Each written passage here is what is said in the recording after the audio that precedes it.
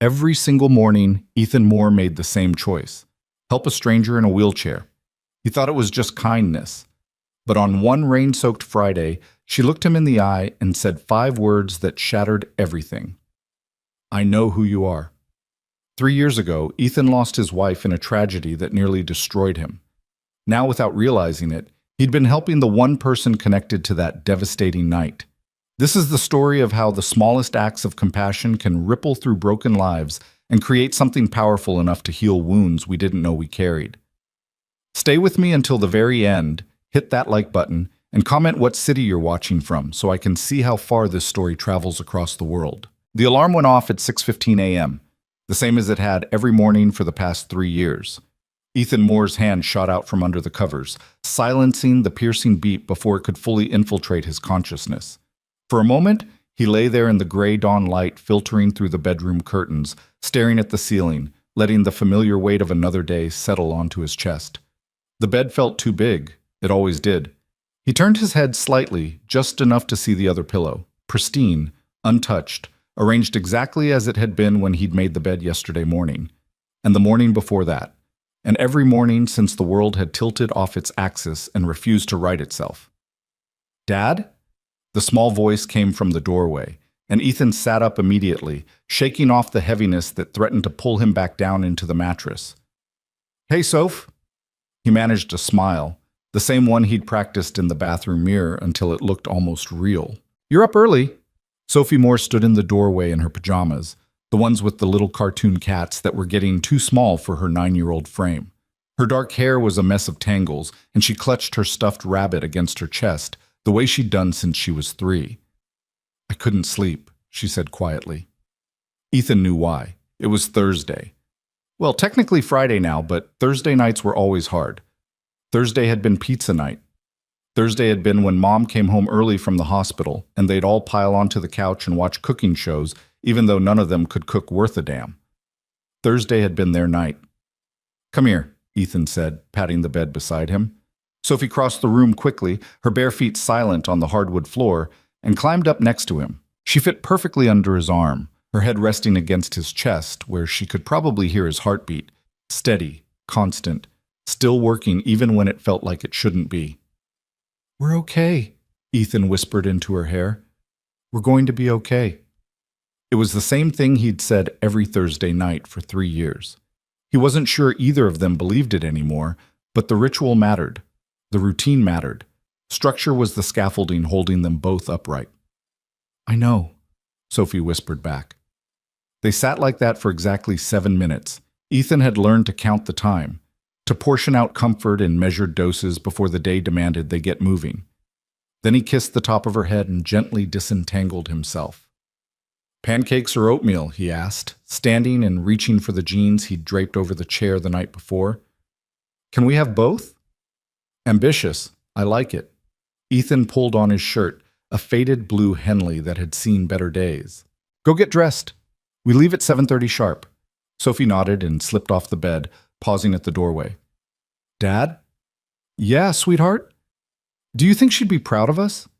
The question landed like a punch to the solar plexus, unexpected and devastating. Ethan's hand stilled on his belt buckle. He looked at his daughter, really looked at her, and saw so much of Claire in those dark eyes, in the way she tilted her head when she asked hard questions, in her stubborn refusal to pretend everything was fine when it wasn't. I think, Ethan said slowly, she'd be so proud of you she wouldn't be able to stand it. And I think she'd probably tell me I need a haircut and better shirts. Sophie's laugh was small but genuine, and Ethan counted it as a victory. 35 minutes later, they were ready. Ethan had managed both pancakes and oatmeal, though the pancakes were slightly burned and the oatmeal was too thick. Sophie ate without complaint, picking at the edible parts and rearranging the rest. She'd learned not to hurt his feelings about his cooking, which made Ethan feel both grateful and guilty in equal measure. He packed her lunch: turkey sandwich, apple slices, the granola bars she actually liked, not the ones he kept accidentally buying, and double-checked her backpack for the permission slip he'd signed 3 days ago. Sophie watched him with patient amusement. You already checked it, Dad. Twice. Third time's the charm. But he zipped the backpack and handed it to her. Ready? Ready. They stepped out into the crisp October morning at exactly 7:32 a.m., 2 minutes behind schedule, but within acceptable parameters. The street was quiet, lined with maple trees that had turned brilliant shades of orange and gold. Leaves scattered across the sidewalk, crunching under their feet as they began the familiar 8-block walk to Sophie's school. This was Ethan's favorite part of the day.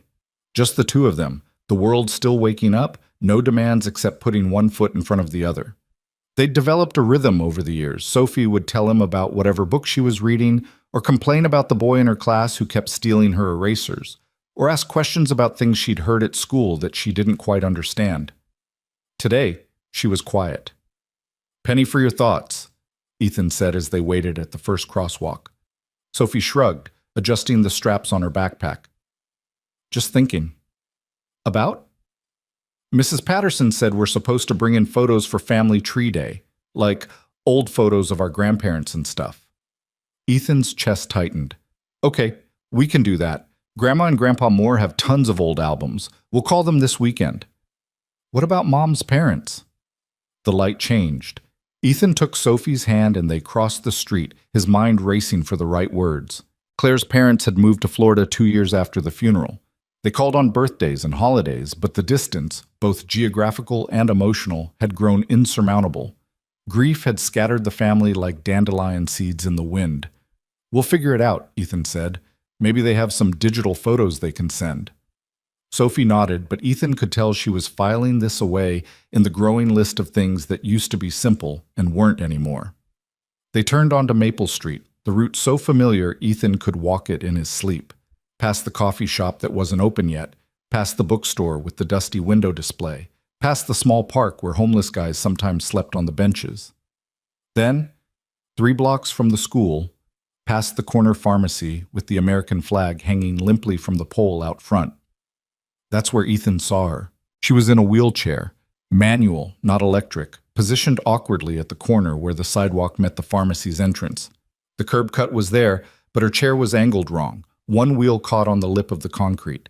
She was struggling, trying to push herself forward, but the angle was all wrong and she was just spinning in place. Ethan slowed his pace, watching. She looked to be in her early 30s, dark hair pulled back in a messy ponytail, wearing a jacket too light for the weather. There was a canvas bag hanging from one of the wheelchair handles, bulging with what looked like groceries or pharmacy supplies. No one else was around. The morning was too early for foot traffic, and the pharmacy wouldn't open for another 20 minutes. "Dad?" Sophie had noticed too. She was looking up at him with that expression she got, the one that said she was waiting to see what he'd do, measuring him against some internal standard only she understood. Ethan didn't hesitate. He couldn't. It wasn't in him to walk past someone who needed help, even if it meant being 2 minutes late, even if it meant disrupting the routine. "Come on," he said to Sophie, and they crossed the street. The woman looked up as they approached, and Ethan saw frustration flash across her face, followed quickly by embarrassment. She stopped struggling with the chair and sat back, her hands falling to her lap. "Morning," Ethan said, keeping his voice casual, non-threatening. "Looks like you're having some trouble there. Mind if I help?" For a moment, he thought she might refuse. Her jaw tightened and her eyes, a striking gray-green, swept over him with an expression he couldn't quite read. Suspicion? Resentment? Fatigue? Then she sighed. "The wheel's caught. I can't get the angle right." "No problem." Ethan moved behind the chair, assessing the situation. "I'm just going to lift the front a bit and shift you back. That okay?" "Yeah, fine." He gripped the handles firmly, tilted the chair back just enough to free the caught wheel, and guided it smoothly onto the proper curb cut. Then he lowered it gently and stepped back. "There you go." The woman rotated the wheels once, testing, and the chair moved freely. She looked back at him over her shoulder, and this time her expression had softened just slightly. "Thank you." "No trouble at all?" Ethan glanced at the pharmacy. "You need anything else? We've got a couple minutes." "No, I'm good. Thank you," she said again, and there was something final in her tone. Conversation over. "All right then, you have a good day." He rejoined Sophie on the sidewalk and they continued walking. Sophie was quiet for half a block before she spoke. That was nice of you, Dad. It's nothing, just being a decent human. Mom would have done the same thing. Ethan's throat went tight. Yeah, she would have. They made it to school with 3 minutes to spare. Ethan walked Sophie right to the entrance like he did every morning, ignoring the other parents who dropped their kids at the curb and drove off. Sophie was too old for this, she'd told him multiple times, but Ethan couldn't bring himself to stop. These 3 minutes at the school gate felt sacred. Have a great day, sweetheart. He bent down and she let him kiss her forehead, even though her friends were watching. You too, Dad. Don't forget we need poster board for the science project. Poster board, got it. He had no idea what science project she was talking about, but he'd figure it out later. Love you. Love you too. And then she was gone, disappearing into the stream of children flowing through the double doors, and Ethan was left standing on the sidewalk feeling the same hollow ache he felt every morning when she left his sight. He shoved his hands in his pockets and began the walk back home. The morning stretched ahead of him, empty, structureless, nothing to do until it was time to pick Sophie up at 3:15. Ethan worked from home as a freelance graphic designer, which sounded flexible and modern, but mostly meant he spent hours staring at his computer screen, taking jobs he didn't care about to pay bills that never stopped coming. He'd had bigger dreams once. He and Claire both had. But dreams required energy, and grief was exhausting. As he passed the pharmacy again, Ethan noticed the woman was gone. The corner was empty except for a few scattered leaves blowing in the light breeze. He thought briefly about her, wondered what her story was, whether she lived nearby, what had happened to put her in that chair.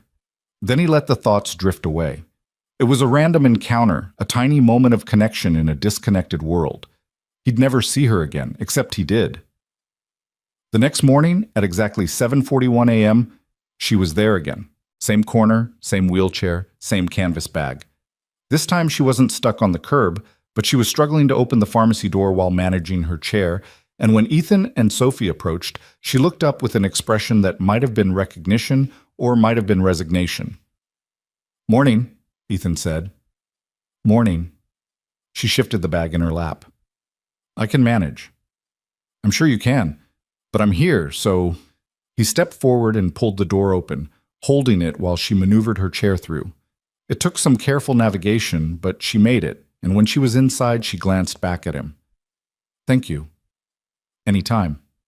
He let the door swing shut and continued walking Sophie to school. Neither of them mentioned it, but Ethan felt Sophie's small hand slip into his as they crossed the next street, and he squeezed it gently. The third morning, the woman was there again. The fourth morning, she was there again. By the end of the first week, it had become part of the routine.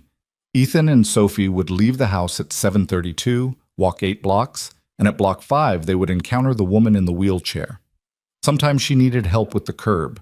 Sometimes she needed help with the door. Sometimes she just needed someone to steady her chair while she adjusted her bag or fixed a loose strap. They never exchanged names. Ethan didn't ask, and she didn't offer. The interactions were brief, practical, wordless, except for the necessary minimum. Thank you. No problem. Have a good day. But Ethan started to notice things. He noticed that she came to the pharmacy every morning, not just some mornings. He noticed that the canvas bag always contained the same items, a few groceries, sometimes a prescription bottle, once a small potted plant. He noticed that she never made eye contact for more than a second or two, as if prolonged connection might shatter something fragile. He noticed that on rainy days she struggled more. On windy days she wore gloves with worn-out fingertips from gripping the wheels. On the coldest mornings she shivered in that too-thin jacket, but never asked for help with anything other than the immediate physical obstacle in front of her. And he noticed that Sophie was watching, always watching, learning something from these encounters that Ethan couldn't quite name. 3 weeks in, on a Tuesday morning with frost on the windows and breath visible in the air, the woman's wheelchair had a flat tire. She was sitting at the corner, staring down at it with an expression of pure defeat. Ethan didn't even slow down. He just walked over, crouched down beside the chair, and examined the wheel. You got a pump? He asked. She shook her head. No, I didn't realize it was flat until I got here. Okay, no problem. There's a gas station 2 blocks over. They'll have air. He stood up and looked at Sophie. Soph, you okay being 5 minutes late today? Sophie nodded immediately. Yeah, Dad. Ethan moved behind the wheelchair. I'm going to push you to the gas station. Is that all right? The woman's hands tightened on the armrests, and for a moment Ethan thought she might refuse. Accepting help with a door was one thing.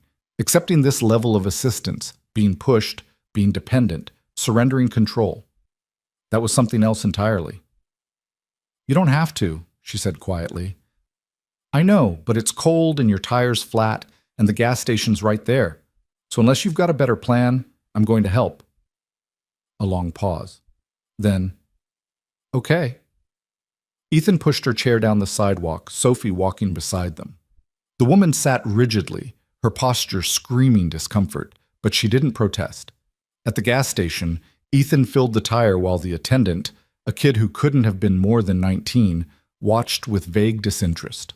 When the tire was full and holding air, Ethan tested it, rolling the chair forward and back. That should get you through the day, he said. But you might want to get it checked. Could be a slow leak. I will. Thank you. The woman's voice was tight, controlled. I really appreciate it. No problem. Ethan stepped back, ready to leave, but something made him pause. Look, I know accepting help isn't easy, but if you ever need anything, I'm fine, she cut him off. Not rudely, but firmly. I can manage, but thank you for this. Really. Ethan nodded. Okay, well, have a good day. He took Sophie's hand and they headed toward the school, now officially 7 minutes late. Sophie was quiet again, but as they reached the school gates, she looked up at him with an expression far too old for her 9 years. She's sad, Sophie said. Yeah, Ethan agreed. I think she is. Are you going to keep helping her? I don't know, Soph. If she needs help, yeah, but I can't force it on her. Sophie considered this. Mom used to say that sometimes people need help but don't know how to ask for it. Ethan's heart cracked a little. Your mom was a smart lady. I know. Sophie hugged him quickly, then pulled away. I gotta go. Love you. Love you too, sweetheart. He watched her run into the school, and then he stood there on the sidewalk for a long moment, thinking about Claire, about the way she'd moved through the world with this innate understanding of people, this ability to see past the walls they built and straight into the hurt underneath. She would have known what to do with the woman in the wheelchair. She would have known exactly how to help without making it feel like pity, how to offer support without demanding gratitude. Ethan was just stumbling through, doing his best, hoping he wasn't making things worse. The next morning, Wednesday, he and Sophie saw the woman at the usual corner. She had made it onto the sidewalk without help, but she was struggling with a bag that had split open, groceries spilling onto the ground around her chair. Ethan didn't ask. He just knelt down and started gathering items. Sophie helped, collecting oranges that had rolled under the chair. Together they repacked everything into the woman's backup bag, working in practiced silence. When they finished, the woman looked at Ethan with something new in her expression. Not gratitude exactly, more like recognition, as if she was finally seeing him as a person rather than just another stranger in a world full of strangers. You don't have to do this every day, she said. I know. I mean it. I'm not your responsibility. I know that too. She studied him for a moment longer, then shook her head. You're a strange man. I get that a lot. Ethan stood up, brushing dirt off his knees. We've got to get going. You need anything else? No, I'm good. As he and Sophie walked away, Ethan heard her voice behind them, quieter than before. Thank you. He raised a hand in acknowledgement, but didn't turn around. The pattern continued. Day after day, week after week, the woman was there. Most mornings, the help she needed was minimal. A door held, a bag steadied, a wheel unstuck from a crack in the pavement. But the ritual had become ingrained in Ethan's routine now, as essential as the morning coffee or the goodnight kiss he gave Sophie before bed. October bled into November. The trees lost their leaves, the mornings grew darker and colder, and the first frost gave way to the first snow. Through it all, the woman appeared at the corner, and Ethan helped her, and they maintained their careful distance. He learned things about her without her saying a word. He learned that she preferred to struggle for a few minutes before accepting help, as if giving herself time to exhaust all other options first. He learned that she had a small scar above her left eyebrow that became more visible when she was frustrated. He learned that she smiled, just barely, just the tiniest upturn at the corner of her mouth, when Sophie said good morning. He learned that whatever had put her in that wheelchair, it hadn't been that long ago. Her arms were strong, her movements practiced but not instinctive. This was still new territory for her, and she was navigating it alone. Ethan wanted to ask, wanted to know her name, her story, why she came to this pharmacy every single morning, why she never had anyone with her. But he knew better. Some people wore their privacy like armor, and pushing too hard would only drive them further away. So he helped when she needed it, stayed quiet when she didn't, and tried not to think too hard about why this routine had become so important to him. One morning in late November, Sophie asked the question Ethan had been avoiding. "Dad, do you think she's lonely?" They were 3 blocks past the pharmacy, the woman already behind them for the day. Sophie's breath formed little clouds in the cold air as she looked up at him. "I don't know, sweetheart. Maybe.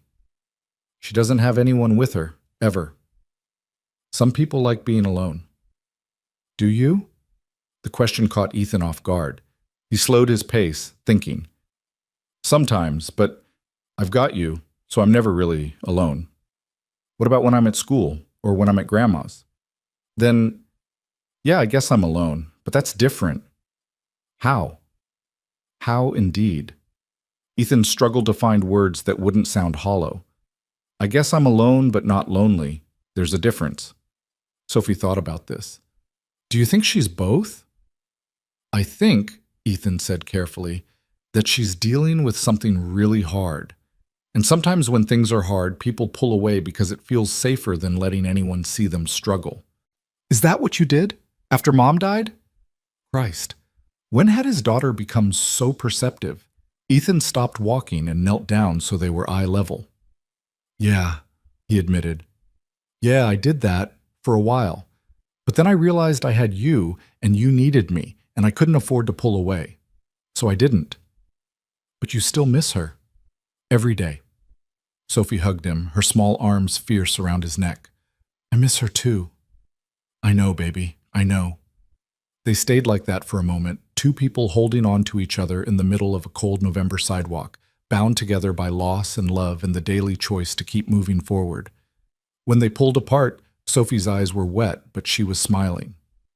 "We should learn her name. The lady in the wheelchair. It seems rude not to know." "Maybe she doesn't want us to know.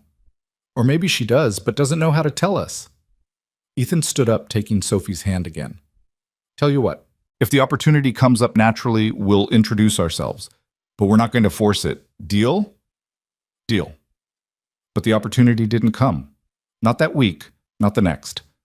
December arrived with heavy snow and shortened days, and still the woman appeared at her corner every morning, and still they helped her, and still they remained strangers bound by routine. Ethan stopped trying to make sense of it. Some things didn't need explanations. Some connections existed outside the normal rules of social interaction. This was just what they did now. A small act of service in a world that felt increasingly short on kindness. Christmas approached. Ethan and Sophie put up a tree, smaller than the ones they'd had before, but still decorated with all the ornaments Claire had collected over the years. They baked cookies that came out slightly burned. They watched holiday movies and drank hot chocolate and tried to make new traditions while honoring the old ones. On Christmas Eve, Ethan tucked Sophie into bed and sat with her in the dark, listening to her breathing even out as she fell asleep. Then he went downstairs and sat in front of the tree, alone, staring at the lights and thinking about all the Christmases that had come before. The grief never went away. That was the hardest lesson he'd learned. It didn't diminish or transform into something more manageable. It just became part of the landscape of his life, a constant weight he'd learned to carry. But helping that woman every morning, that had become something else. A small light in the routine. A reminder that he was still capable of showing up for someone, even in the smallest ways. It didn't fix anything, didn't heal the fundamental wound of loss, but But it mattered. It had to matter. The day after Christmas, on a cold Thursday morning with fresh snow on the ground, Ethan and Sophie made their usual walk to school. The woman was at her corner, but today something was different. She was crying. Not loudly, not dramatically, just silent tears running down her face as she sat in her chair, staring at nothing, her bag forgotten in her lap. Ethan froze. Sophie's hand tightened in his. This was different territory. This required more than helping with a wheel or opening a door. This required actual human connection, and Ethan had no idea if the woman wanted that from him. But he couldn't just walk past her. Not like this. "Soph," he said quietly, "wait here for a second, okay?" Sophie nodded, her eyes wide. Ethan approached slowly, giving the woman time to notice him and compose herself if she wanted to. But she didn't look up, just kept crying, her shoulders shaking with the effort of keeping it silent. "Hey," Ethan said softly. "Bad morning?" She flinched, finally looking up at him. Her eyes were red, devastated. For a moment he thought she'd tell him to leave, to mind his own business, to stop pretending this meant anything. Instead, she said, "I'm sorry. I'm sorry. Today's hard." "That's okay. You don't have to apologize." Ethan glanced around looking for a bench or somewhere they could sit, but there was nothing, just the cold corner and the early morning silence. "Can I do anything?" She shook her head. No, I need a minute." "Take all the time you need." He stood there, not leaving, not pushing, just present. Sophie stayed on the sidewalk watching. The minutes stretched out, marked only by the sound of the woman's breathing as she struggled to regain control. Finally, she wiped her eyes with the back of her hand and looked up at him again. "My brother," she said, her voice hoarse. "Today's his birthday. He would have been 29. Would have been. Past tense. Loss." Ethan's chest constricted. "I'm sorry." "He died 3 years ago. He was a paramedic, responded to a car accident and—" She stopped, swallowing hard. "And he just didn't come home 3 years ago. The same year Claire died. The same year Ethan's entire world had shattered. They were survivors of the same timeline, walking parallel paths through grief. "I lost my wife 3 years ago," Ethan said quietly. "Different circumstances, but yeah, I get it. The anniversaries are brutal." The woman looked at him with new recognition, seeing past the surface for the first time. "I didn't know." "No reason you would." Ethan gestured to Sophie. "That's my daughter, Sophie. She's 9. She was 6 when it happened." "God." The woman's expression crumpled again. "I'm so sorry." "Me too, for you, for your brother." They stood in shared silence, two strangers united by the specific kind of pain that only loss can create. Then the woman straightened in her chair, wiping the last of the tears away. "I should go. The pharmacy opens soon." "Okay." Ethan hesitated, then made a decision. "I'm Ethan, by the way. Ethan Moore." She looked at him for a long moment. Then finally, "Rebecca. Rebecca Chen." "It's good to meet you, Rebecca." "You too, Ethan." She managed a small, broken smile. "Thank you. For this. For all of it. Anytime." He rejoined Sophie and they continued to school, but something had shifted. They had names now. They had stories. The careful distance they'd maintained had cracked, just slightly, letting something real seep through. That night, after Sophie was asleep, Ethan sat at his computer and searched for "paramedic died 3 years ago." He found several articles, but one stood out. "Local paramedic killed in Route 9 accident." He read it slowly, his heart sinking with each paragraph. The paramedic, Michael Chen, had been responding to a multi-car pileup when another vehicle lost control and struck him. He died at the scene, survived by his sister Rebecca and his parents. Ethan closed the browser, his hands shaking. Route 9. The same highway where Claire had died. The same accident. The same night. His mind reeled, trying to process the impossible coincidence. Rebecca's brother had been one of the first responders to the accident that killed his wife. Had been killed in the same incident. Their losses were connected, woven together by tragedy in ways neither of them had known. Should he tell her? Did she already know? Did it matter? Ethan sat in the dark, questions spinning through his head, no answers in sight. All he knew for certain was that tomorrow morning he would walk Sophie to school, and he would see Rebecca at her corner, and he would help her however she needed. Because that's what people did for each other. Even when, especially when, the world was broken and nothing made sense. They showed up. Again, and again, and again. Ethan didn't sleep that night. He lay in bed staring at the ceiling, his mind churning through the impossible mathematics of coincidence. Route 9. December 27th, 3 years ago. The accident that had taken Claire had also taken Michael Chen, Rebecca's brother. The man who had responded to save lives had lost his own in the process. And now, without either of them knowing it, Ethan had been helping Michael's sister every morning for nearly 2 months. The universe had a cruel sense of poetry. At 3:47 a.m., Ethan gave up on sleep and went downstairs. He made coffee in the dark, standing at the kitchen window and watching snow fall in the streetlight's orange glow. The rational part of his brain told him this changed nothing. Rebecca didn't know about the connection, and maybe she never needed to. What good would it do to tell her that the man who helped her with her wheelchair every morning was the widower from her brother's last call? But another part of him, the part that had learned grief was a language with no translation, knew that secrets like this had weight. They pressed down on you until you couldn't breathe. Truth mattered, even when it hurt, especially when it hurt. He was still standing there when Sophie came downstairs at 6:30, earlier than usual, her rabbit tucked under one arm. "Couldn't sleep either?" she asked, climbing onto a kitchen stool. "Nope." Ethan poured himself another cup of coffee and got Sophie her orange juice. "Bad dreams?" "Not really, just thinking." She took a sip of juice, her legs swinging beneath the stool. "About the lady, Rebecca." Ethan's chest tightened.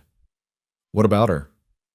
"She was really sad yesterday. Like, really, really sad." Sophie set down her glass and looked at him with those eyes that saw too much. "Her brother died the same way Mom did, didn't he?" The question shouldn't have surprised him.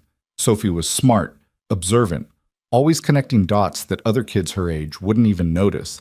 But hearing her say it out loud still felt like a punch. "Yeah," Ethan said quietly. "Yeah, sweetheart. Same accident." Sophie nodded slowly, processing. "Does she know?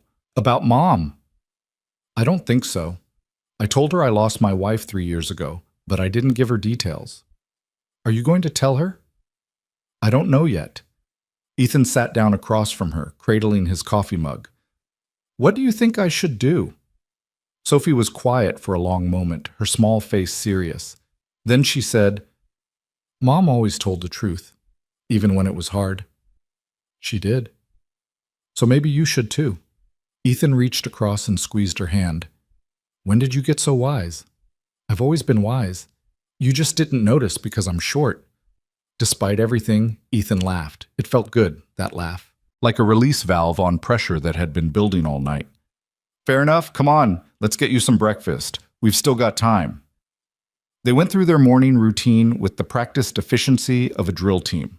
Breakfast, backpack check, coats and scarves and gloves, because January in New England didn't mess around. At 7:32, they stepped out into air so cold it hurt to breathe and began their walk. Ethan's heart was hammering as they approached the 5th block. He didn't know what he was going to say, or if he was going to say anything at all. Maybe he'd just help her with whatever she needed and keep walking. Maybe the right moment would present itself. Maybe there was no right moment for something like this. Rebecca was at her usual corner, but today she looked different. Calmer. Composed. She'd pulled herself back together after yesterday's breakdown, reassembled the armor she wore to face the world. When she saw them approaching, she offered a small smile. "Morning," she said. "Morning," Ethan replied. "How are you doing?" "Better. Thank you for yesterday. For just being there." "Of course." Ethan paused, the words he'd been rehearsing all night suddenly evaporating. Instead, he heard himself say, "Rebecca, can I ask you something?" She stiffened slightly but nodded. "Sure." "Your brother, Michael. He was a paramedic, you said?" "Yes." "Why?" Ethan's mouth went dry. Sophie's hand tightened in his, a tiny gesture of support. The accident he died in, was it on Route 9, December 27th? Rebecca's expression shifted, confusion giving way to something sharper. Yes. How did you know that? Because that's where my wife died. Same accident, same night. The words came out in a rush, unable to be held back any longer. I didn't realize it until last night. I looked it up and, Rebecca, your brother was one of the first responders. He was there when Claire died. The color drained from Rebecca's face. She sat frozen in her wheelchair, staring at him like he'd just spoken in a language she didn't understand. Several seconds passed in absolute silence, punctuated only by the sound of a car passing on the next street over. What? She finally whispered. I'm sorry. I'm so sorry I didn't know how to tell you, or even if I should tell you, but you were there? Rebecca's voice cracked. You were one of the victims from that night? My wife was. Claire. She was driving home from work and someone crossed the median and… Ethan stopped, the familiar story catching in his throat. Sophie and I were home. We got the call around 9 p.m. Rebecca's hands gripped the armrests of her wheelchair so tight her knuckles went white. Michael called me that night, right before. He said it was bad, that there were multiple casualties, that he might be late getting home, and then… She couldn't finish. And then he didn't come home, Ethan said softly. No, he didn't. Rebecca looked down at her lap, her breathing uneven. God, this whole time, every morning you've been helping me and I had no idea. I didn't either, not until yesterday when you told me about Michael. That's when I realized. Sophie, who had been silent through this entire exchange, suddenly spoke up. My mom was a nurse. She worked at Mercy Hospital. She was really nice and she made the best chocolate chip cookies, even though they were always a little too crispy on the edges. Rebecca looked at Sophie, really looked at her for the first time, and something in her expression crumbled. I'm so sorry, sweetheart. I'm so sorry you lost your mom. I'm sorry you lost your brother, Sophie replied with a gravity that seemed impossible for a 9-year-old. The three of them stood there on that cold corner, bound together by tragedy in ways that defied explanation. Ethan didn't know what to say next, didn't know how to navigate this sudden collision of past and present. He just knew that this careful distance they'd maintained had been obliterated, and there was no going back. Finally, Rebecca took a shaky breath. I don't know what to do with this information. You don't have to do anything with it, Ethan said. I just thought you should know, that's all. Did Michael… Rebecca stopped, started again. Did he help her? Your wife? Was he able to help her? Ethan's throat closed up. He thought about the police report he'd read 100 times, about the paramedic who had stayed with Claire even as the scene deteriorated, who had held her hand in those final moments. He'd never known the paramedic's name. The reports had just listed him as M. Chen, Unit 47.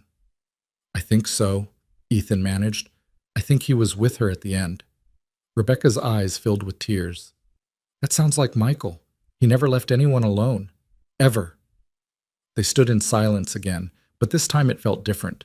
Less like strangers maintaining distance and more like survivors recognizing each other across a battlefield. I need to get Sophie to school, Ethan said eventually. But would you want to talk more? Maybe get coffee sometime?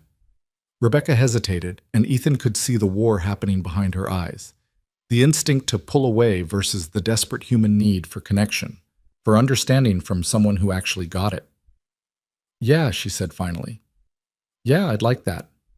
Tomorrow's Saturday. There's a cafe on Harrison Street, Daisy's. You know it? I know it. 10 a.m.? Okay. Rebecca wiped her eyes with the back of her hand. Okay, I'll be there. Ethan nodded, feeling like he'd just made a commitment he didn't fully understand but knew was important. We should go. Come on, Soph. They walked the remaining 3 blocks to school in silence. Sophie didn't ask questions, didn't try to process what had just happened out loud. She just held his hand a little tighter, and when they reached the school gates, she hugged him longer than usual. You did the right thing, Dad, she whispered against his coat. I hope so. Mom would be proud. And then she was gone, disappearing into the crowd of students, leaving Ethan alone with his thoughts and the weight of what he'd just set in motion. The next 24 hours crawled by. Ethan tried to work, tried to focus on the logo redesign he was supposed to be finishing for a client, but his mind kept drifting back to Rebecca, to Michael, to the impossible tangle of connections that had brought them together. He almost canceled the coffee meeting 3 times. What were they even going to talk about? How do you have a conversation with someone whose grief is permanently intertwined with your own? But each time he reached for his phone to text her, he'd gotten her number before they parted yesterday. He thought about Sophie's words. Mom would be proud. Claire had never run from difficult things. She'd always believed in facing them head on, in having the hard conversations, in choosing connection over comfort. So Ethan didn't cancel. Saturday morning arrived gray and cold. Ethan dropped Sophie off at his parents' house. They'd been begging to spend more time with their granddaughter, and this gave him a legitimate excuse to say yes, and headed to Daisy's cafe. He arrived 10 minutes early and ordered a black coffee he didn't really want, choosing a table near the window where he could watch for Rebecca. The cafe was busy with weekend traffic, families and couples and college students hunched over laptops. Normal people doing normal things, unburdened by the kind of conversation Ethan was about to have. At exactly 10 a.m., Rebecca appeared outside. She wasn't in her wheelchair. She was on crutches, moving slowly but deliberately, her face set with determination. Ethan stood up immediately and moved to the door, holding it open for her. "You didn't have to get up," she said, slightly out of breath. "Old habits." He gestured to the table. "Can I get you anything? Coffee? Tea?" "Coffee. Black. Thank you." Ethan ordered her coffee and returned to the table. Rebecca had lowered herself into the chair across from him, leaning the crutches against the wall.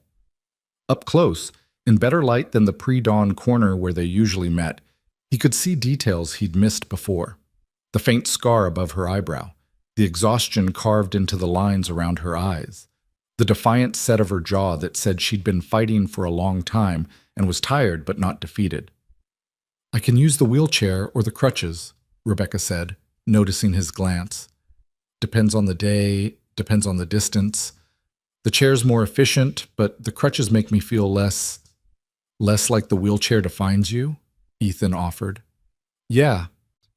She accepted the coffee he slid across the table. "You get it. I get some of it. Different circumstances, but grief has a way of putting you in a box you didn't ask for. Widower, single father, the guy who lost his wife. It becomes your whole identity, whether you want it to or not." Rebecca nodded slowly. "Exactly. I'm the girl in the wheelchair now. That's all anyone sees. They don't see me before the accident, don't see who I was when I could walk without thinking about it." "How long has it been, if you don't mind me asking?" 8 months. Rebecca wrapped her hands around her coffee mug. "I was in a car accident, different one, not the same night as Michael. Just bad luck and black ice and a semi-truck that didn't stop in time." "Jesus." "Yeah." She took a sip of coffee. "Spinal injury, T12 fracture. The doctor said I might walk again someday with enough physical therapy, but that was before I gave up on therapy for 3 months because I couldn't see the point of trying." Ethan heard the self-recrimination in her voice. "And now?" "Now I'm trying again, started back 2 weeks ago." Rebecca met his eyes. "Because of you, actually." "Me?" "You and Sophie. Watching you every morning, seeing how you show up for her day after day, how you just keep going, even though I can see how hard it is." Rebecca's voice caught. "It reminded me that people keep going, even when everything's broken, even when it feels impossible. They just keep showing up." Ethan didn't know what to say to that. The idea that his daily struggle had meant something to someone else, had inspired anything beyond his own desperate attempt to hold his life together, was almost too much to process. "Michael would have liked you," Rebecca said suddenly. "He was like that too. Always helping people, always showing up when someone needed him." She paused. "Can you tell me about that night? About your wife?" Ethan's first instinct was to deflect, to change the subject, to protect the wound that had never quite healed. But he'd asked for this meeting. He'd opened this door. "Claire was driving home from a late shift at the hospital," he began. "She was a trauma nurse, worked nights mostly. It was snowing, roads were bad, but she'd driven in worse. I talked to her around 8:30. She said she'd be home in 20 minutes. He stopped, the familiar pain constricting his chest. She never made it. What happened? Driver coming the other way lost control, crossed the median, hit her head on. She died at the scene. The police said it was quick, that she probably didn't suffer, but I don't know if they just say that to make people feel better. Michael was there, Rebecca said quietly. He called me from the scene. I could hear it in his voice, how bad it was. He said there was a woman, a nurse, that they were doing everything they could, but she trailed off. But she was already gone, Ethan finished.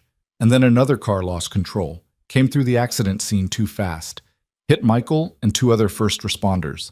The other 2 survived. Michael didn't. They sat in silence, their coffees cooling between them, surrounded by the normal sounds of a cafe on a Saturday morning. But their table existed in a different space, a pocket of shared grief that separated them from the ordinary world. I read the police report so many times I memorized it, Ethan said. There was a paramedic listed as M. Chen who stayed with Claire. The report said he held her hand, talked to her, made sure she wasn't alone. I never knew who he was, never thought I'd get the chance to thank him. Rebecca's eyes were wet. He would have done that. That was exactly who Michael was. Then thank you, on behalf of him, for making sure Claire wasn't alone at the end. And thank you for being there every morning, Rebecca said, for showing me what it looks like to keep going. I needed that more than you know. They talked for 2 hours, not just about the accident, but about everything. Rebecca told him about Michael growing up, about their parents who had fallen apart after his death and moved to Arizona to escape the memories. About her job as a graphic designer, the same field as Ethan, that she'd lost after the accident because she couldn't handle the stress of recovery and deadlines simultaneously. About the apartment she could barely afford, and the physical therapy that insurance only partially covered, and the daily fight to not give up entirely. Ethan told her about Sophie, about the weight of raising a daughter alone, about burned pancakes and forgotten permission slips, and the constant fear that he was screwing everything up. About the loneliness of grief, the way people stopped calling after the first few months, how loss carved a space around you that nobody else knew how to enter. They talked about Claire and Michael, about who they'd been and who they'd wanted to become, about the futures that had been stolen and the lives that kept moving forward without them. By the time they left the cafe, something had shifted. The careful distance was gone, replaced by something fragile and real. Not quite friendship yet. Too new for that, too raw. But the foundation of it. The possibility. Same time next week? Rebecca asked as they stood outside, her hands gripping her crutches. Yeah, I'd like that. And Ethan? Thank you for telling me about the connection. I know it wasn't easy. You deserve to know. Rebecca smiled, small but genuine. See you Monday morning, same corner. I'll be there.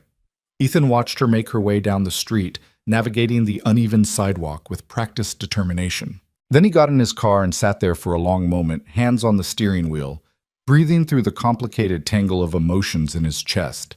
He'd opened a door he couldn't close, had woven his life together with Rebecca's in ways he still didn't fully understand. But somehow, impossibly, it felt right.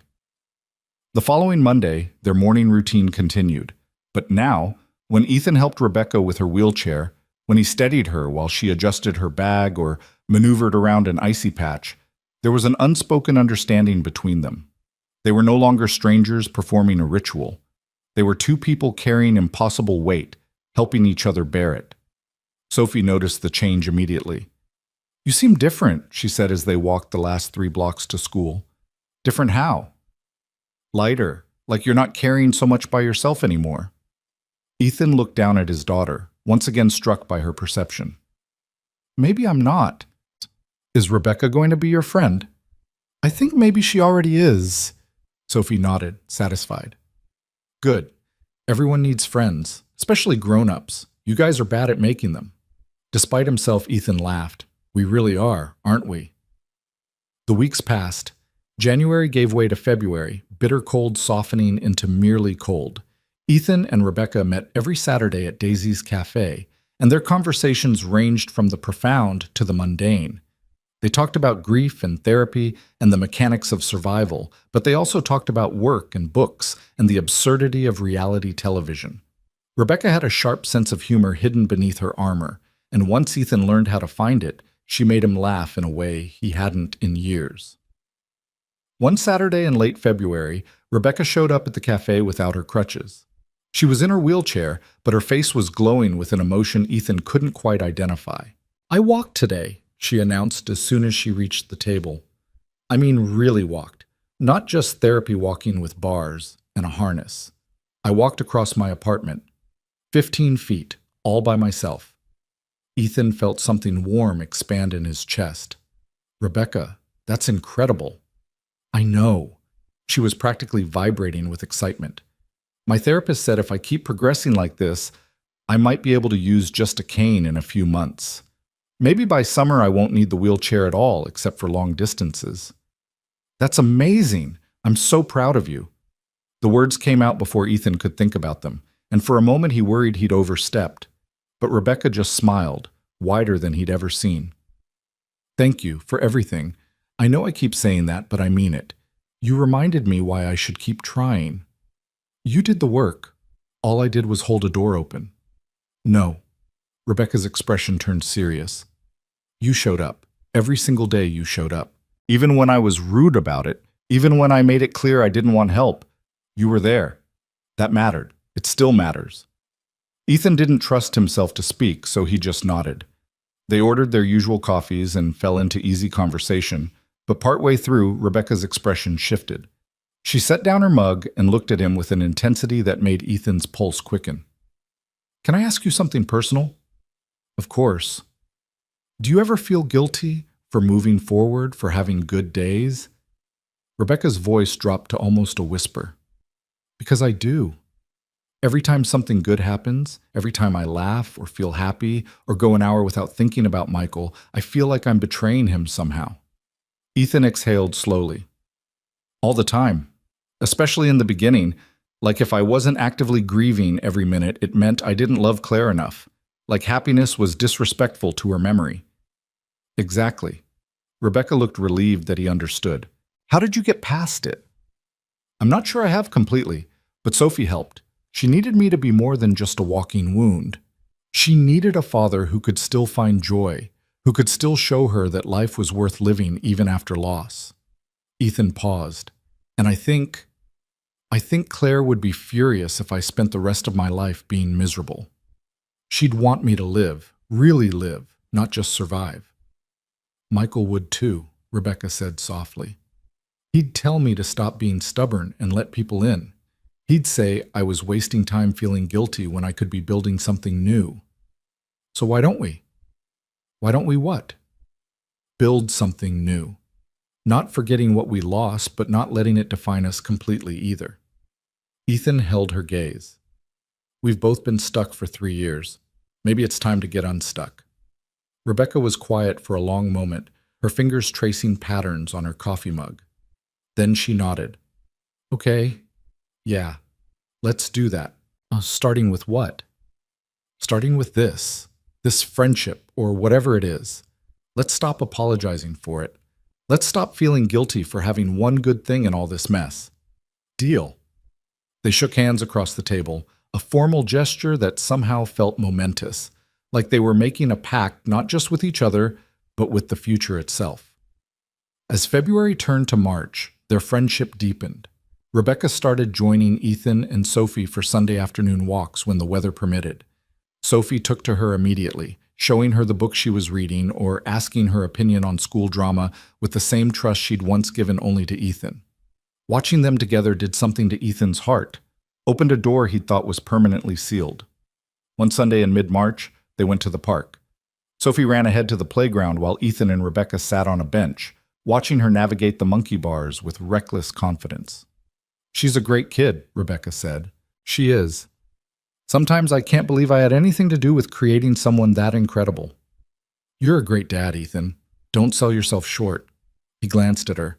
"You'd tell me if I was screwing it up, right?" "Absolutely. But you're not. You're showing up, you're present, you're trying. That's more than a lot of kids get." They watched Sophie in comfortable silence for a while.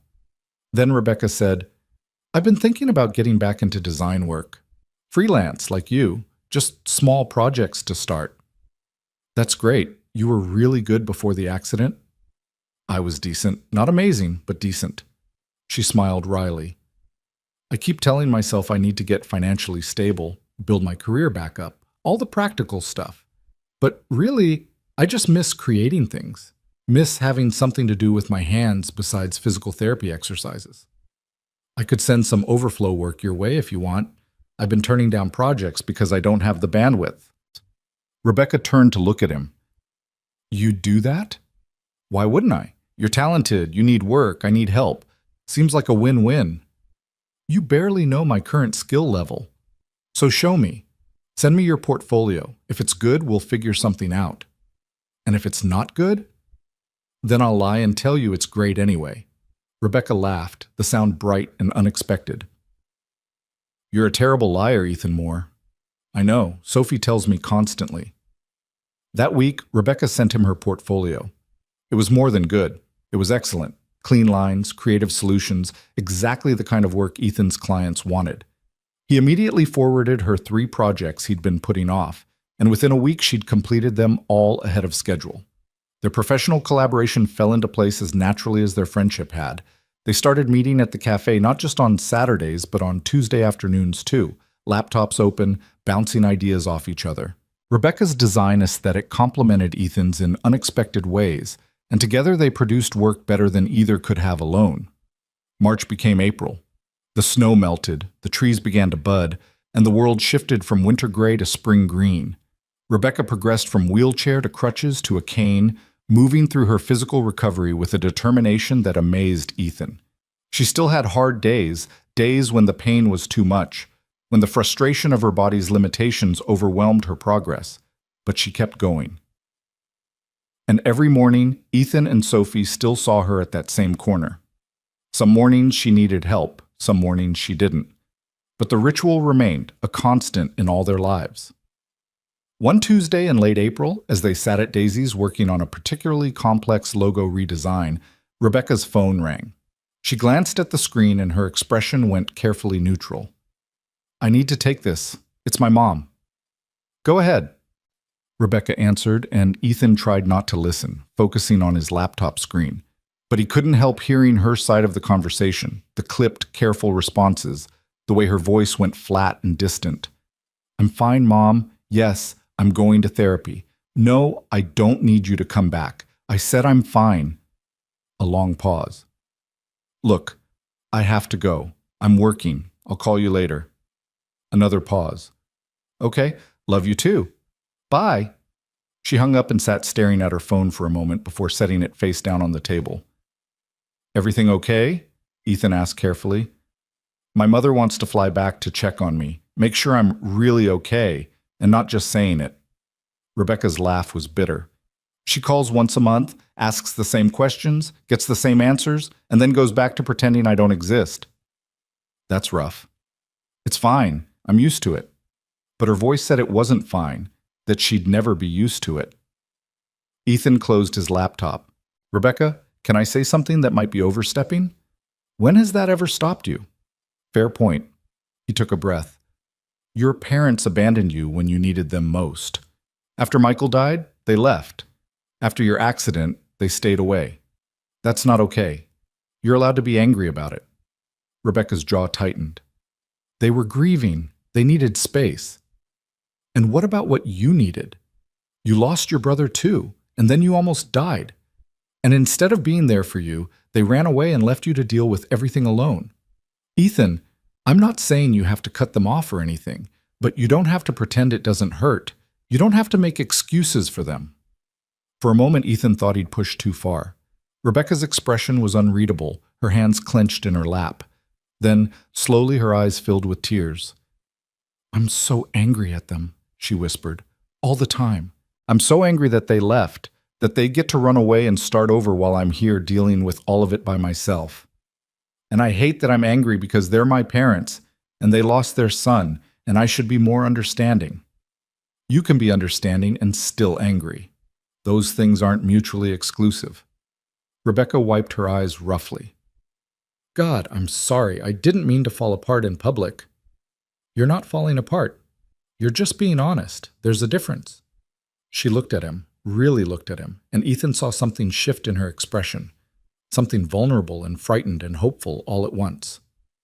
"How did we get here?" she asked softly. "What do you mean?" "This, us. How did helping me with my wheelchair turn into whatever this is?" Ethan thought about it. "I think we were both drowning, and we found someone else who understood what that felt like, and maybe that made the drowning a little less lonely." "Are we still drowning?" "I don't know. Maybe. But I think we're swimming now too, at least some of the time." Rebecca smiled through her tears. Yeah, I think you're right." They packed up their laptops and left the cafe together, stepping out into warm April sunshine. Spring was here, unmistakable and insistent.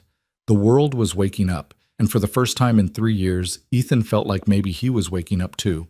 The morning arrived with rain, heavy and relentless, the kind that turned streets into rivers and made visibility almost non-existent. Ethan stood at the kitchen window watching water sheet down the glass while Sophie ate her cereal behind him, unusually quiet for a Friday morning. "We could drive today," Ethan said, though even as he spoke the words felt wrong. They'd walked every day for 3 years, rain or shine, snow or heat. Breaking the routine felt like surrendering something important. "Rebecca will be there," Sophie said simply, not looking up from her bowl. "I know. She'll be waiting for us." Ethan turned to face his daughter. "You really think so, in this weather?" Sophie finally looked up, her dark eyes serious. "She's always there, Dad. Always." And she was right. When they stepped out into the downpour at 7:32, both bundled in raincoats, Sophie's bright yellow and Ethan's dark navy, the world was gray and wet and miserable. But when they reached the 5th block, Rebecca was at her corner. She was in her wheelchair today, a clear plastic poncho draped over herself in the chair, rain streaming off the edges. She looked cold and uncomfortable and completely unsurprised to see them. "Morning?" she called out over the sound of rain hammering the pavement. "You're insane," Ethan called back, jogging the last few feet to her. "It's pouring." "I know, so are you, apparently." But she was smiling, water dripping from her hair into her eyes. "The pharmacy doesn't open for another 15 minutes. I got here too early." "Come on." Ethan looked around, spotting the overhang of a closed shop half a block down. "Let's get out of this." He pushed her wheelchair through the rain while Sophie ran ahead, all 3 of them laughing at the absurdity of it by the time they reached shelter. They stood under the narrow overhang, catching their breath, watching rain bounce off the sidewalk in front of them. "This is ridiculous," Rebecca said, but she was still smiling. "We're all going to get pneumonia." "Probably." Ethan squeezed water from the bottom of his coat. "But at least we'll get it together."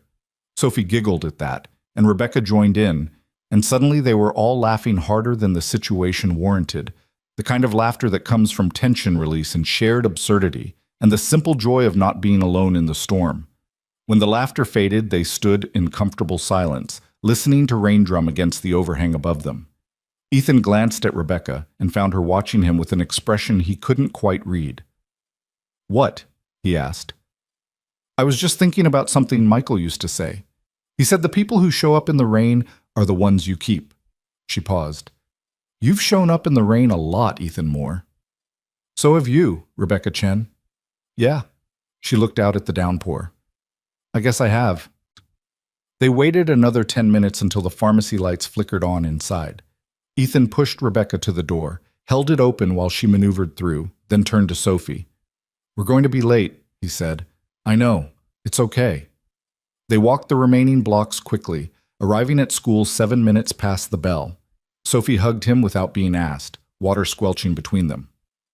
"See you at 3:15, she said. "See you then, sweetheart. Love you." "Love you too, Dad." Ethan walked home alone through streets that were beginning to empty as the rain finally started to ease. His mind kept circling back to what Rebecca had said.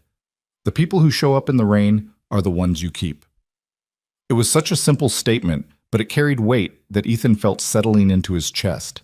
He'd spent 3 years existing in a holding pattern, going through motions, maintaining routines because structure was easier than feeling. But somewhere in the past 4 months, something had shifted. Rebecca had shifted it. Their friendship, because that's what it was now, undeniably, had cracked open a door Ethan had assumed was sealed forever.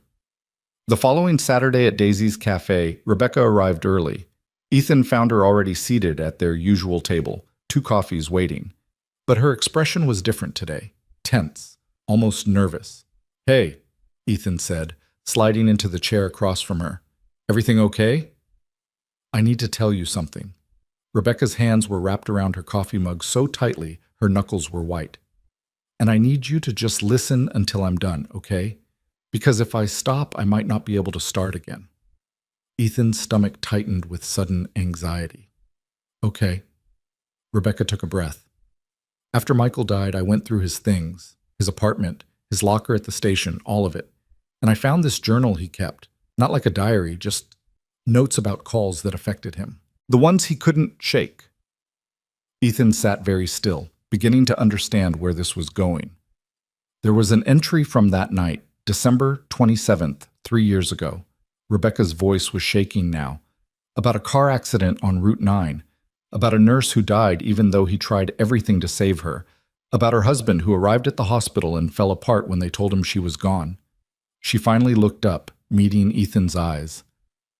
About a little girl in a yellow coat who kept asking when Mommy was coming home.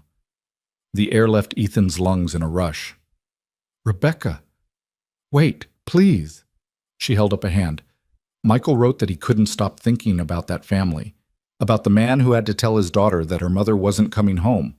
He wrote that it was the worst call of his career and that he was haunted by the image of that father holding his daughter in the hospital waiting room, refusing to fall apart because she needed him to be strong. Tears were streaming down Rebecca's face now, but she kept talking. "That father was you, Ethan, and that little girl was Sophie. And my brother died that night still thinking about you, still carrying the weight of not being able to save your wife." Her voice broke completely. "And I didn't tell you because I didn't know how. Because I found that journal entry 2 weeks after we met at the cafe, and I've been carrying it ever since, not knowing if you'd want to know or if it would just make everything worse." Ethan couldn't speak, couldn't move. The world had narrowed to Rebecca's face across the table, to the words hanging in the air between them, to the weight of connection that went even deeper than he'd imagined. "I'm sorry," Rebecca whispered. "I'm so sorry I didn't tell you sooner." Finally, Ethan found his voice. Can I see it? The entry?"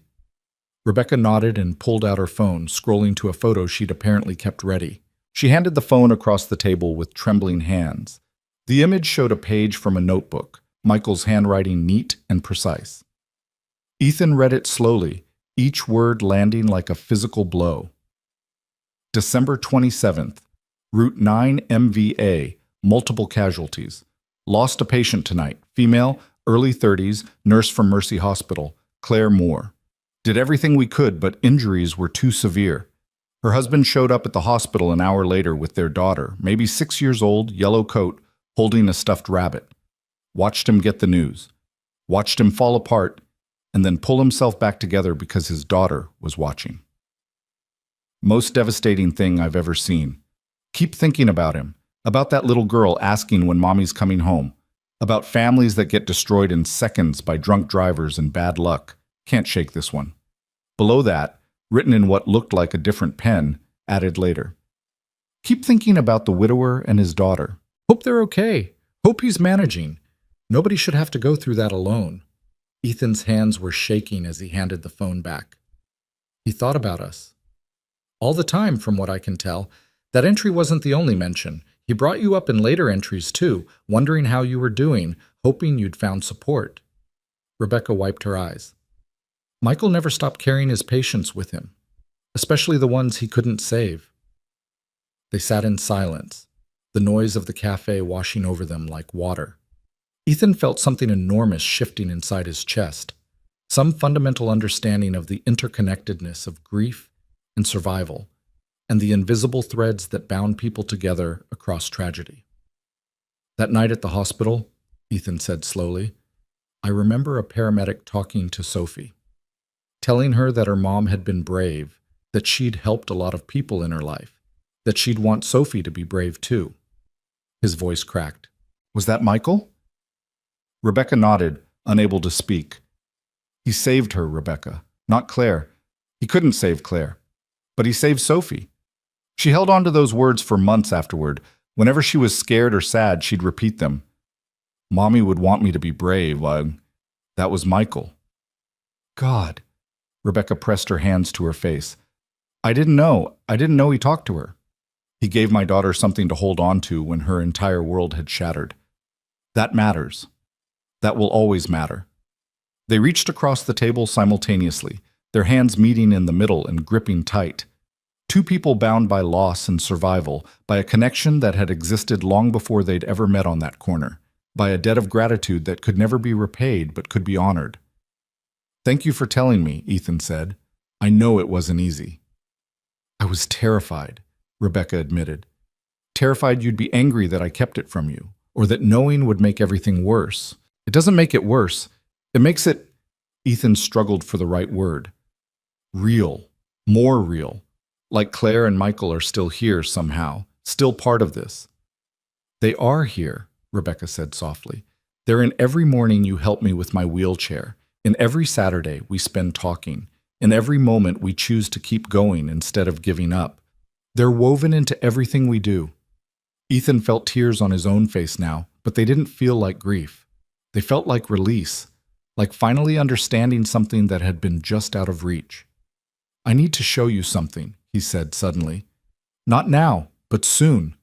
Will you come over for dinner tomorrow? You and me and Sophie?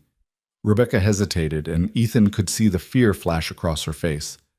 Dinner at his house was different from meeting at a cafe. It was more intimate, more real, crossing a boundary they'd been carefully maintaining. But then she nodded. Okay, yes, what time? 6 o'clock. I'll make something that isn't burned, probably. She laughed, the sound watery but genuine. I have low expectations. Smart woman. The next evening, Rebecca arrived at Ethan's house at exactly 6 o'clock. She was using her cane today, walking slowly but steadily up the path to the front door. Ethan watched from the window, Sophie beside him, both of them suddenly nervous for reasons neither could articulate. She's going to like the house, right? Sophie asked.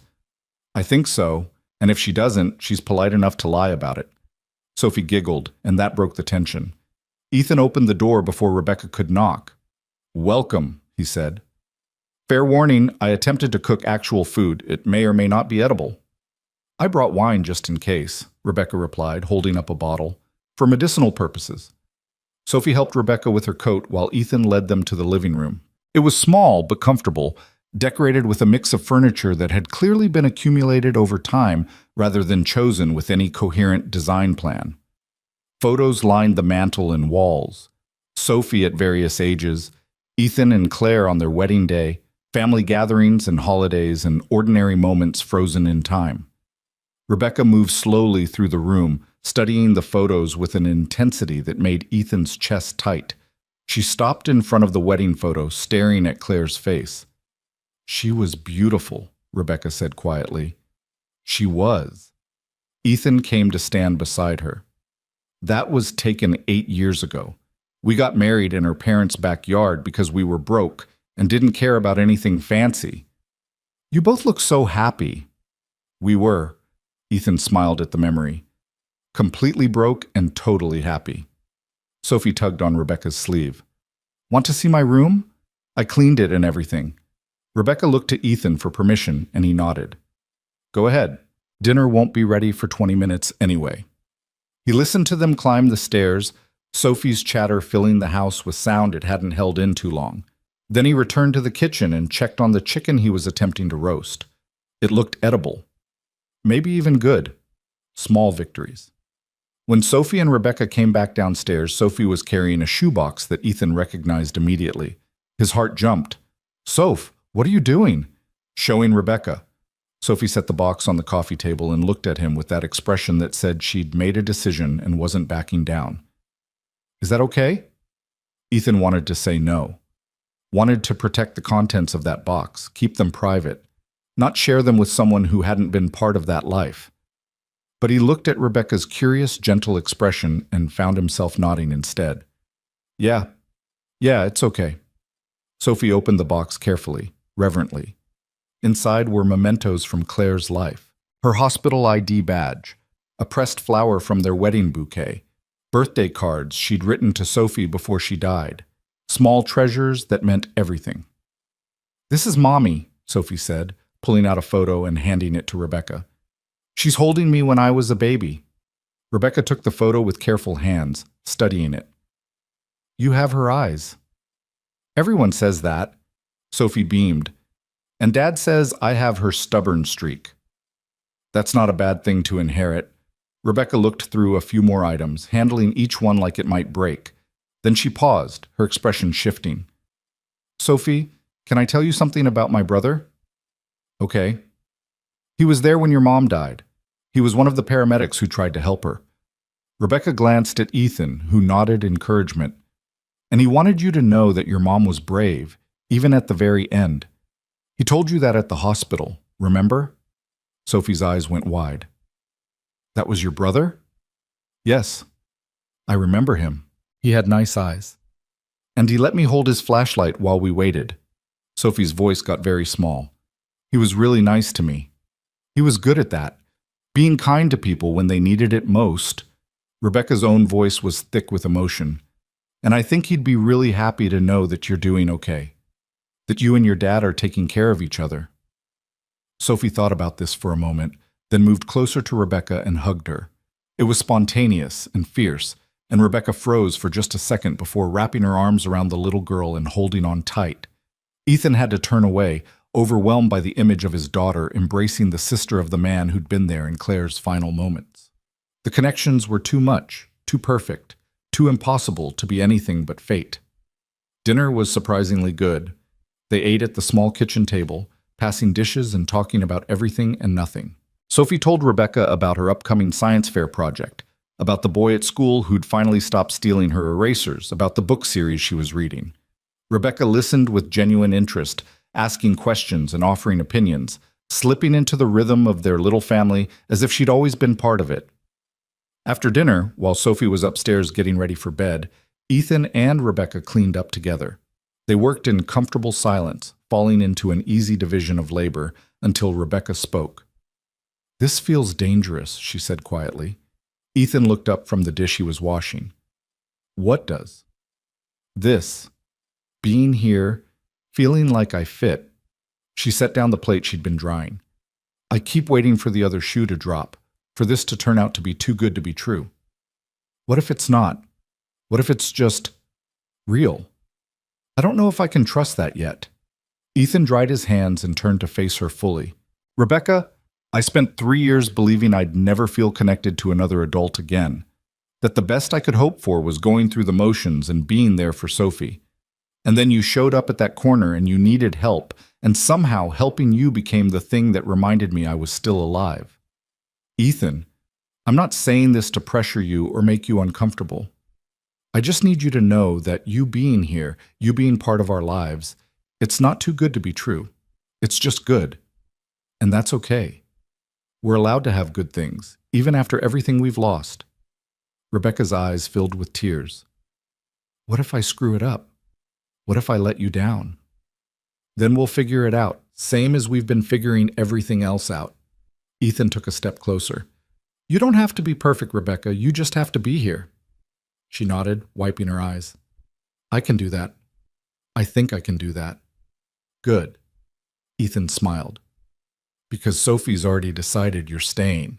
And trust me, you don't want to argue with her. She's got her mother's stubborn streak." That made Rebecca laugh through her tears, and the tension broke. Sophie appeared in the doorway in her pajamas, her rabbit tucked under one arm. "Rebecca, will you help me with my bedtime story?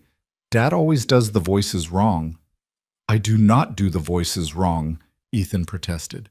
"You really do, Dad. It's kind of embarrassing." Rebecca grinned. "I'd love to help with the story. Lead the way."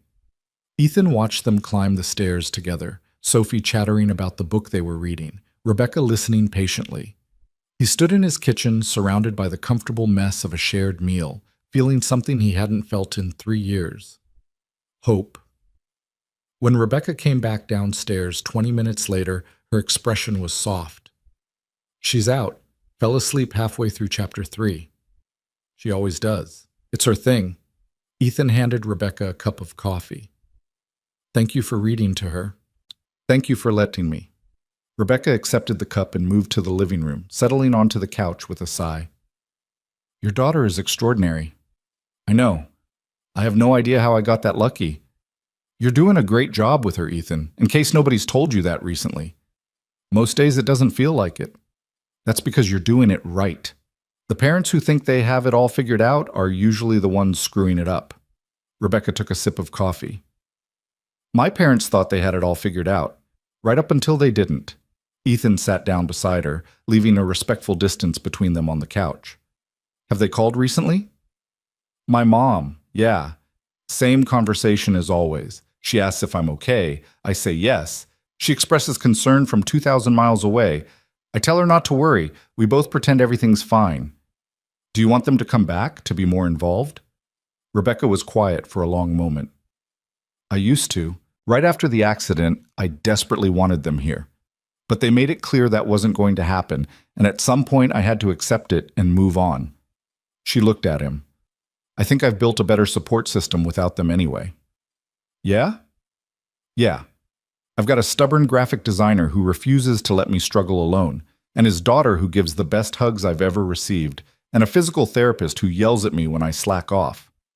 She smiled. It's not what I expected, but it works. I'm glad we could be part of that.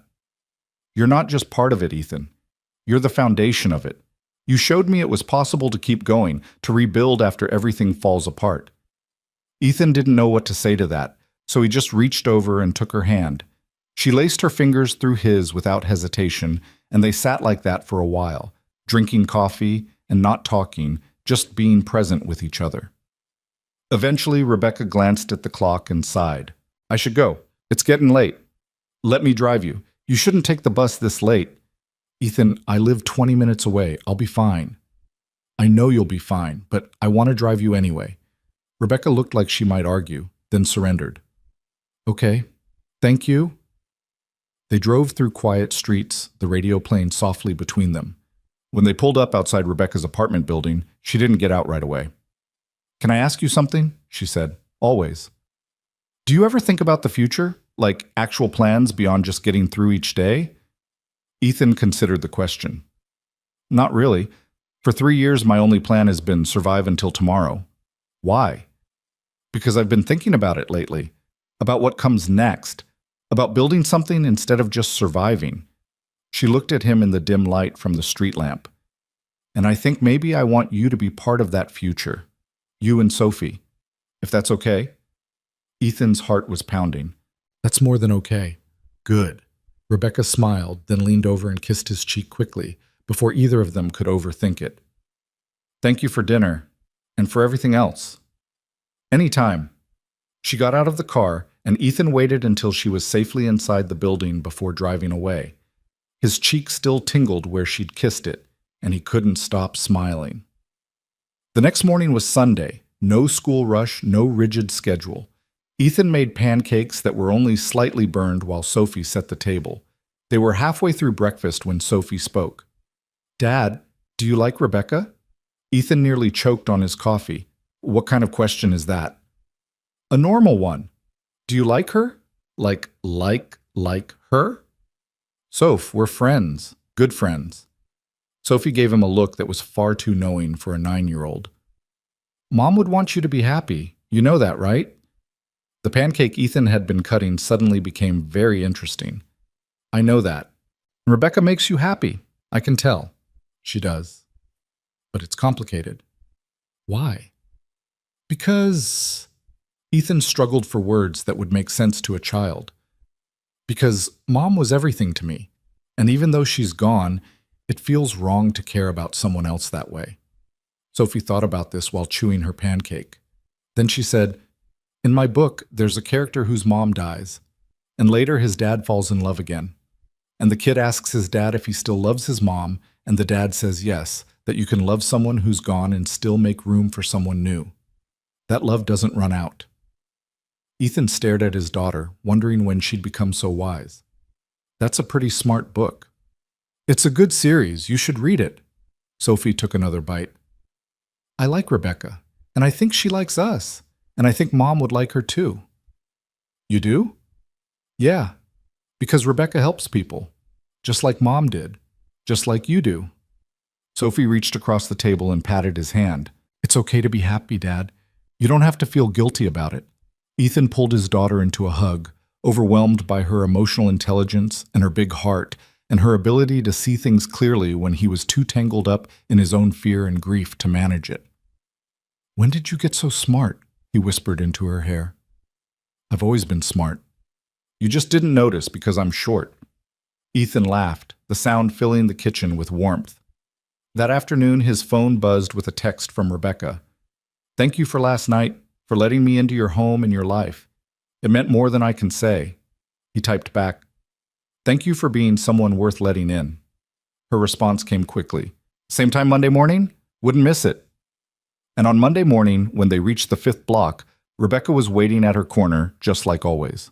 But this time when Ethan helped her navigate a crack in the sidewalk, when their hands touched and their eyes met, something had shifted. The careful distance was gone, replaced by something warmer and more real. They were building something new from the broken pieces of their old lives, something that honored the people they'd lost while making space for the people they were becoming. And for the first time in 3 years, that felt like enough. April gave way to May, and with it came a warmth that seemed to seep into everything.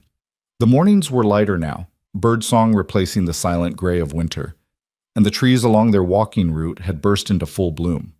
But the most significant change wasn't in the weather. It was in the way Ethan felt when he woke up each morning, no longer dreading the day ahead, but actually looking forward to it. Rebecca had become a constant presence in their lives. She joined them for dinner twice a week, helped Sophie with her science project, collaborated with Ethan on design work that was bringing in more money than he'd made in years. And somewhere in all of that, without either of them explicitly acknowledging it, she'd stopped being just a friend and started being something more. It was Sophie who forced the conversation neither adult seemed ready to have.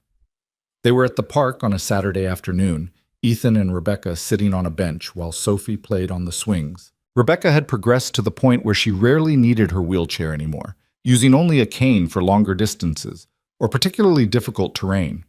The transformation over the past 6 months had been remarkable, and Ethan never stopped being proud of her determination. Dad, Sophie called from the swings. Rebecca, watch this. They both looked up as Sophie launched herself off the swing at the height of its arc, landing in the mulch with a triumphant whoop. Ethan's heart nearly stopped, but Sophie popped up unharmed, grinning. Please don't do that again, Ethan called back, his voice tight with parental anxiety. But I stuck the landing! You also could have broken your neck. Sophie rolled her eyes and ran off toward the monkey bars, leaving Ethan and Rebecca shaking their heads. She's fearless, Rebecca said.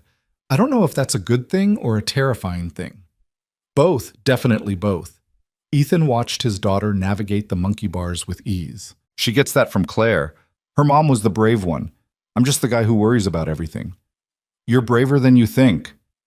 Rebecca's hand found his on the bench between them, their fingers intertwining naturally. You rebuilt your entire life after losing your wife. You raised an incredible daughter alone. You show up every single day, even when it's hard. That's brave, Ethan. He looked down at their joined hands, still marveling at how right it felt. I had help, especially these last few months. We helped each other. They sat in comfortable silence, watching Sophie play, until she came running back to the bench, breathless and flushed.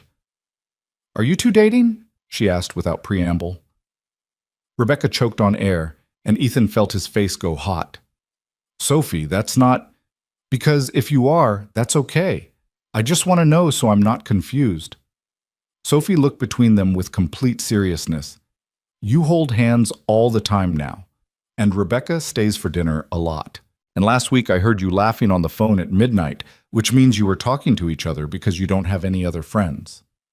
I have other friends, Ethan protested weakly. Name one.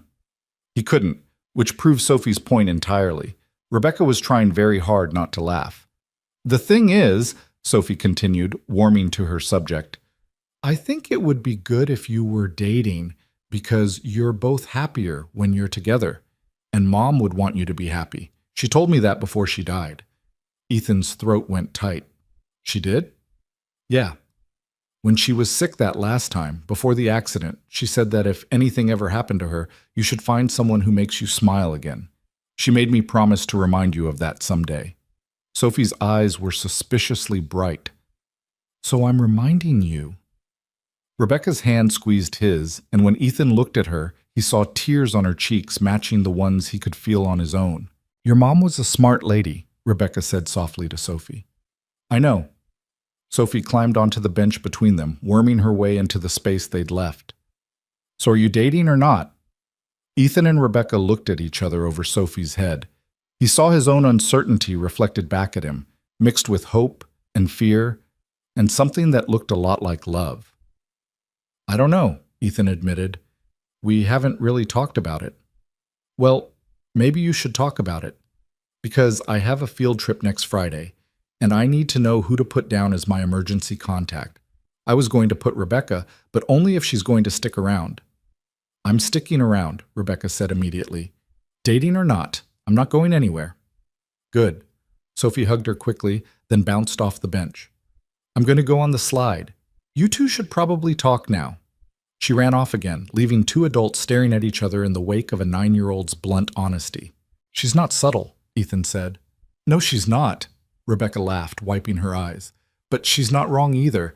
We should probably talk about this. Yeah, we probably should. Ethan took a breath, trying to organize thoughts that had been swirling in his head for weeks. Rebecca, I care about you. A lot. More than I thought I could care about anyone again. But I'm terrified of screwing this up. So am I. And I don't know how to do this. How to move forward without feeling like I'm betraying Claire's memory. How to make space for something new when I'm still carrying so much old grief. Rebecca shifted on the bench to face him fully. Can I tell you what I've learned in the past 6 months? Please. Grief doesn't go away. It doesn't get smaller or easier or more manageable. It just becomes part of you, like a scar that never quite fades. She paused, choosing her words carefully. But that doesn't mean we can't build new things around it.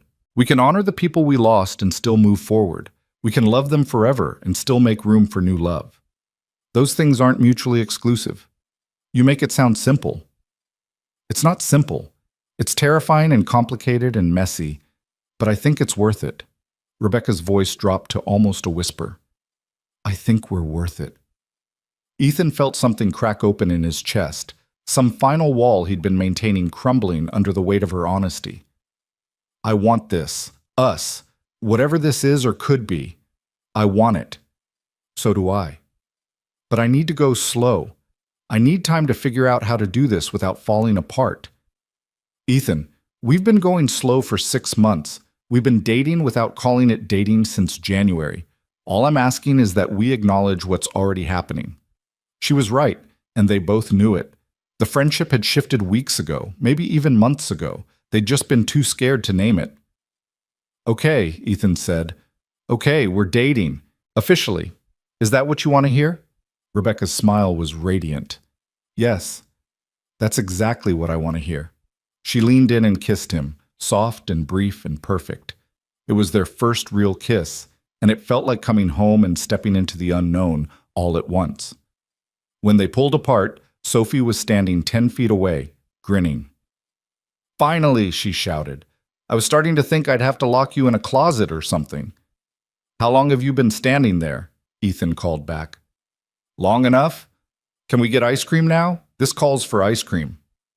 They got ice cream, the three of them sitting outside the shop on a bench, watching the world go by. Sophie chattered about her field trip while Ethan and Rebecca sat close enough that their shoulders touched, their free hands intertwined. It felt natural. It felt right. And for the first time in 3 years, Ethan allowed himself to believe that maybe, just maybe, he deserved this kind of happiness. That night, after Sophie was in bed, Ethan called Rebecca. She picked up on the second ring. Hey, she said, her voice soft. Everything okay? Yeah, I just wanted to hear your voice. We were together 3 hours ago. I know, but Sophie was right. I do call you at midnight. He paused. Is that weird? No, it's sweet. He could hear the smile in her voice. I like that I'm the person you want to talk to at the end of the day. You're the person I want to talk to at the beginning of the day, too. And the middle. Pretty much all the time, actually. Ethan Moore, are you being romantic? I'm trying. I'm rusty at this. You're doing great. Rebecca's voice went quieter. Can I tell you something? Always. I'm scared. Not of us, but of how much this matters. I haven't let myself care about someone like this since before Michael died, and losing him nearly destroyed me. The thought of caring that much again, of having that much to lose, I know. I feel the same way. Ethan sat down on his bed, the phone pressed to his ear. But I think we're already there, Rebecca. We already care that much. Admitting it doesn't change the risk. It just makes us honest about what we're risking. She was quiet for a moment. When did you get so wise? I have a very smart 9-year-old who keeps teaching me things. That made Rebecca laugh, the sound easing the tension. They talked for another hour, about nothing and everything, until Ethan's eyes were heavy and Rebecca's voice had gone drowsy. When they finally hung up, Ethan lay in the dark, feeling something he'd almost forgotten was possible. Contentment. The next few weeks unfolded with a new ease. Ethan and Rebecca stopped pretending their relationship was anything other than what it was. They still met every morning at the corner, but now the help Ethan offered came with a quick kiss on the cheek. Rebecca started keeping a toothbrush at Ethan's house. Sophie started calling her Becca instead of Rebecca, a nickname that made Rebecca tear up the first time she heard it. They were building something real, and it terrified both of them in the best possible way. One evening in late May, Rebecca was helping Sophie with homework at the kitchen table while Ethan cooked dinner. He could hear them talking, Sophie explaining her math problem while Rebecca patiently walked her through the solution. The domesticity of it all hit Ethan like a wave, and he had to grip the counter for a moment, overwhelmed. This was what he'd lost when Claire died. Not just a wife, but a partner, someone to share the daily weight of parenting, the small joys and frustrations that made up a life. He'd been doing it alone for so long that he'd forgotten what it felt like to have backup. "Dad, the pasta's boiling over," Sophie called out. Ethan jerked back to awareness and rescued the pasta, draining it quickly. When he turned around, Rebecca was standing in the doorway, watching him with a knowing expression. "You okay?" she asked. "Yeah, just thinking." "About?" "About how grateful I am that you're here." Rebecca crossed the kitchen and wrapped her arms around him from behind, her head resting against his back. "I'm grateful too, for you, for Sophie, for all of this." They stood like that for a long moment, just breathing together, until Sophie appeared and made gagging noises. "You guys are gross," she announced, but she was smiling. Dinner was chaotic and wonderful, all three of them talking over each other and laughing at stupid jokes. Afterward, they played a board game that Sophie won through a combination of strategy and outrageous luck. When it was time for bed, Sophie hugged Rebecca goodnight and then looked at Ethan with a serious expression. "Is Rebecca sleeping over?" she asked. Ethan and Rebecca both froze. They'd been careful about that, maintaining separate spaces even as their relationship deepened. It was one thing to acknowledge they were dating, it was another to navigate the complexities of blending their lives completely. "Not tonight," Rebecca said gently, "but maybe sometimes, if that's okay with you." Sophie considered this. "It's okay with me. I like having you here. I like being here." After Sophie was in bed, Ethan and Rebecca sat on the couch, her head on his shoulder, his arm around her waist. The TV was on, but neither was watching it. "We need to talk about the future," Rebecca said quietly. "What about it?" "About what this looks like long term. About where we're going." She sat up to look at him directly. "I'm falling in love with you, Ethan. With you and Sophie and this life you've let me into. And I need to know if you're falling too, or if I'm alone in this." Ethan's heart was pounding. The L word. They hadn't said it yet, had been dancing around it for weeks. But hearing it out loud made it real in a way nothing else had. "You're not alone," he said, his voice rough with emotion. "I'm falling too. Have been for months, probably. I'm just scared of what happens when we hit the ground." "What if we don't hit the ground? What if we fly instead?" "Is that an option?" "I don't know, but I'd like to find out." Rebecca took his hand, lacing their fingers together. "I know this is complicated. I know we both have baggage and scars and reasons to be careful. But I don't want to be careful anymore, Ethan. I want to be brave. I want to choose this, choose us, and see where it goes. Ethan thought about Claire, about the promise he'd made at her funeral to take care of Sophie and honor her memory. He thought about the 3 years he'd spent in survival mode, convinced that the best he could hope for was making it through each day intact. And then he thought about the past 6 months, about morning walks and Saturday coffees, and the way Rebecca had brought light back into corners of his life that had been dark for so long. Claire would want this for him. She'd want him to be happy, to build a new life, to show Sophie that love didn't end with loss. She'd want him to be brave. "Okay," Ethan said. "Okay, let's be brave."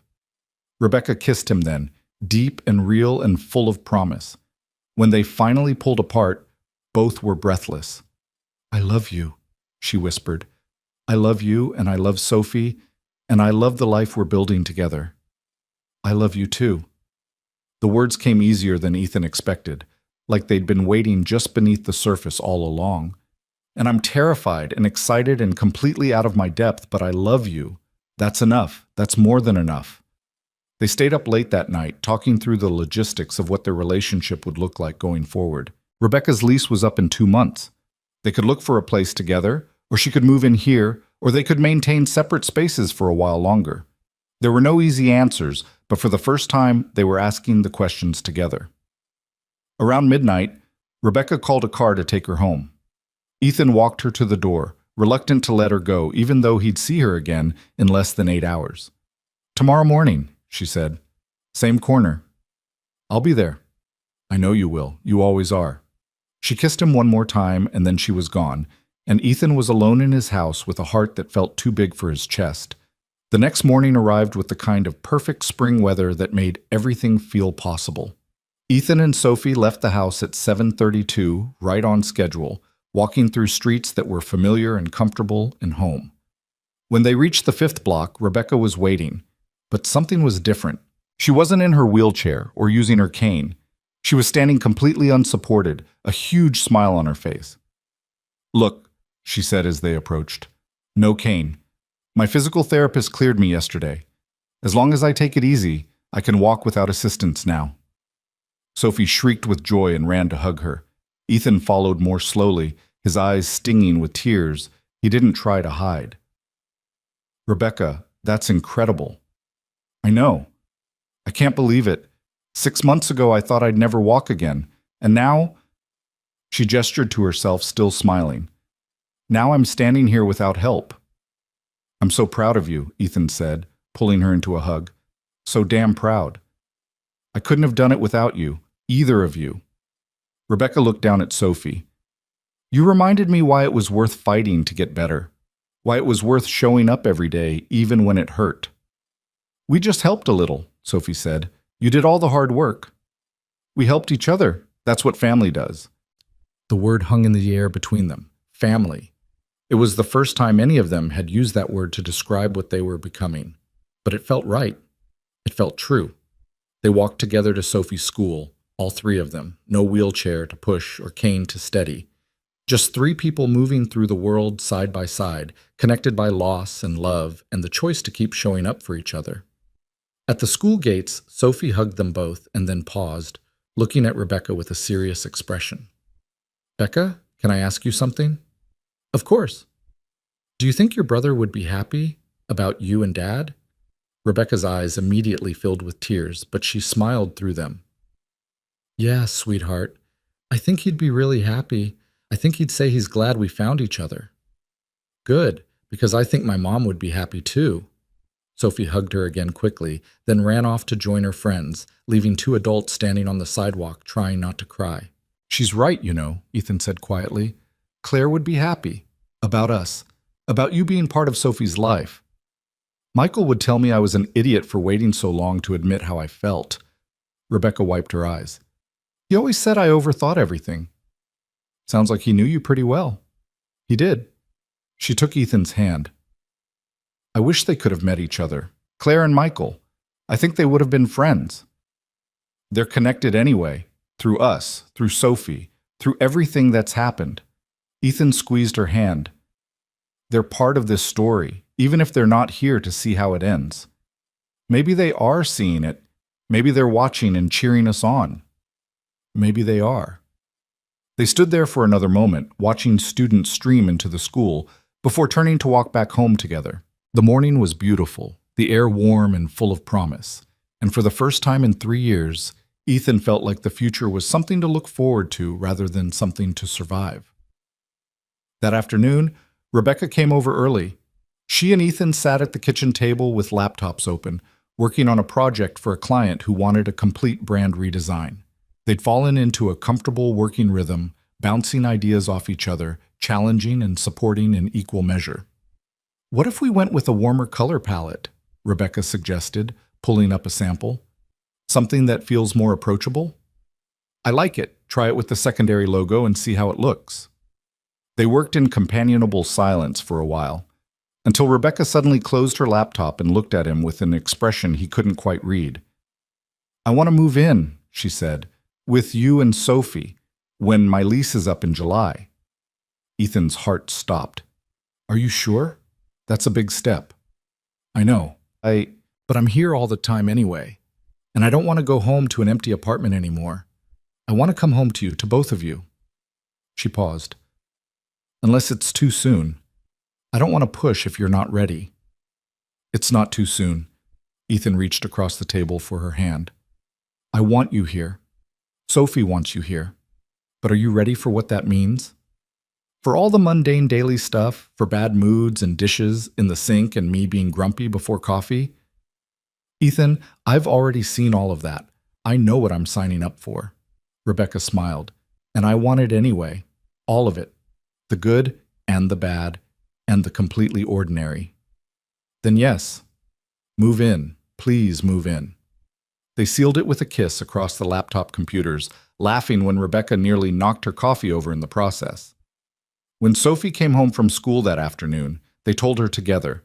Her reaction was to pump her fist in the air and shout, "Finally!" so loud that the neighbor's dog started barking. "I've been waiting for you guys to figure this out forever," she said. "Can Becca have the guest room? We should paint it. Maybe blue or purple." "Becca, what's your favorite color?" "Sophie, slow down," Ethan laughed. "Let's take this one step at a time." But Sophie was already making plans, talking about furniture arrangements and where Rebecca's things would go, her enthusiasm infectious and impossible to contain. That night, after Sophie was finally in bed, still chattering about paint colors, Ethan and Rebecca sat together on the porch, watching stars appear in the darkening sky. "Are you scared?" Rebecca asked. "Terrified," Ethan admitted, "but in a good way, in a way that feels like moving forward instead of staying stuck." "Me too." She leaned her head on his shoulder. "Thank you for taking a chance on this. On us. Thank you for showing up at that corner every morning, for letting me help you, for becoming someone I can't imagine my life without. We helped each other. That's what we do." They sat in comfortable silence, listening to crickets and distant traffic, two people who'd found each other in the wreckage of grief and built something beautiful from the broken pieces. The future was still uncertain. There would be hard days and difficult conversations and moments when the weight of what they'd lost threatened to crush what they were building. But they'd face it together, showing up for each other the same way they had every morning for the past 7 months. Some kindnesses didn't end in thanks or applause. They ended in changed lives, in new beginnings, in love that grew from the smallest acts of daily devotion. And sometimes, without knowing it, you helped someone survive simply by being there, again and again, until one day you both realized you weren't just surviving anymore. You were living. July arrived with heat that shimmered off the pavement and turned the city into a patchwork of seeking shade and cold drinks. Moving day came on a Saturday, the kind where the sun was relentless by 9 in the morning. Ethan had arranged for a small truck, though Rebecca insisted she didn't have much to move. She'd been right. After 3 years of living small, of existing rather than thriving, her possessions fit into boxes that told a story of someone who'd stopped accumulating things when life stopped making sense. Sophie appointed herself the supervisor, directing traffic with the authority of a general commanding troops. "That box goes in Becca's room." "No, Dad, not the living room, her room, the one we painted purple." I thought we agreed on blue, Ethan said, hauling another box up the stairs. We compromised. It's periwinkle. Rebecca laughed from the doorway, watching them with an expression that made Ethan's chest go warm. She's got you well trained. You have no idea. Wait until she starts planning where your books go. She has opinions about alphabetization that border on fascist. I can hear you, Sophie called from upstairs. And it's not fascist, it's organized. By noon, most of Rebecca's things were inside, and they collapsed in the living room with sandwiches and lemonade. Sophie sat between them on the floor, her hair sticking to her forehead with sweat, looking satisfied with the morning's work. This is good, she announced. Our family needed 3 people. 2 was too quiet. Ethan and Rebecca exchanged glances over her head. There was that word again, family. Each time Sophie used it, it became more real, more solid, less like something fragile that might shatter if they examined it too closely. You know what we should do? Sophie continued, not waiting for a response. We should take a picture, like a first day of our new family picture. Soph, I don't know if Ethan started, but Rebecca cut him off. I think that's a great idea. She pulled out her phone and held it at arm's length, angling it to capture all 3 of them. Everyone smile. They crowded together, faces flushed from heat and effort, Sophie in the middle grinning like this was the best day of her life. Rebecca snapped the photo and then pulled it up to look at it. Her expression went soft. We look happy, she said quietly. Ethan leaned over to see the screen. She was right.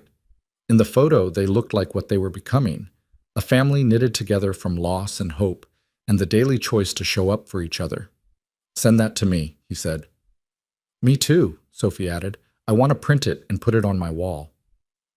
That night, after Sophie was asleep and the house had finally cooled down, Ethan and Rebecca sat on the back porch in the dark. Rebecca's things were unpacked, her clothes hanging in the closet next to his, her toothbrush in the cup beside the sink, the mundane markers of a shared life. I can't believe I actually live here now, Rebecca said. Like, I know I do. I just moved all my stuff in. But it doesn't feel real yet. Give it time. Wait until you're annoyed at me for leaving dishes in the sink or using all the hot water. Then it'll feel real. I look forward to being annoyed at you for mundane domestic reasons. She smiled, then went quiet for a moment.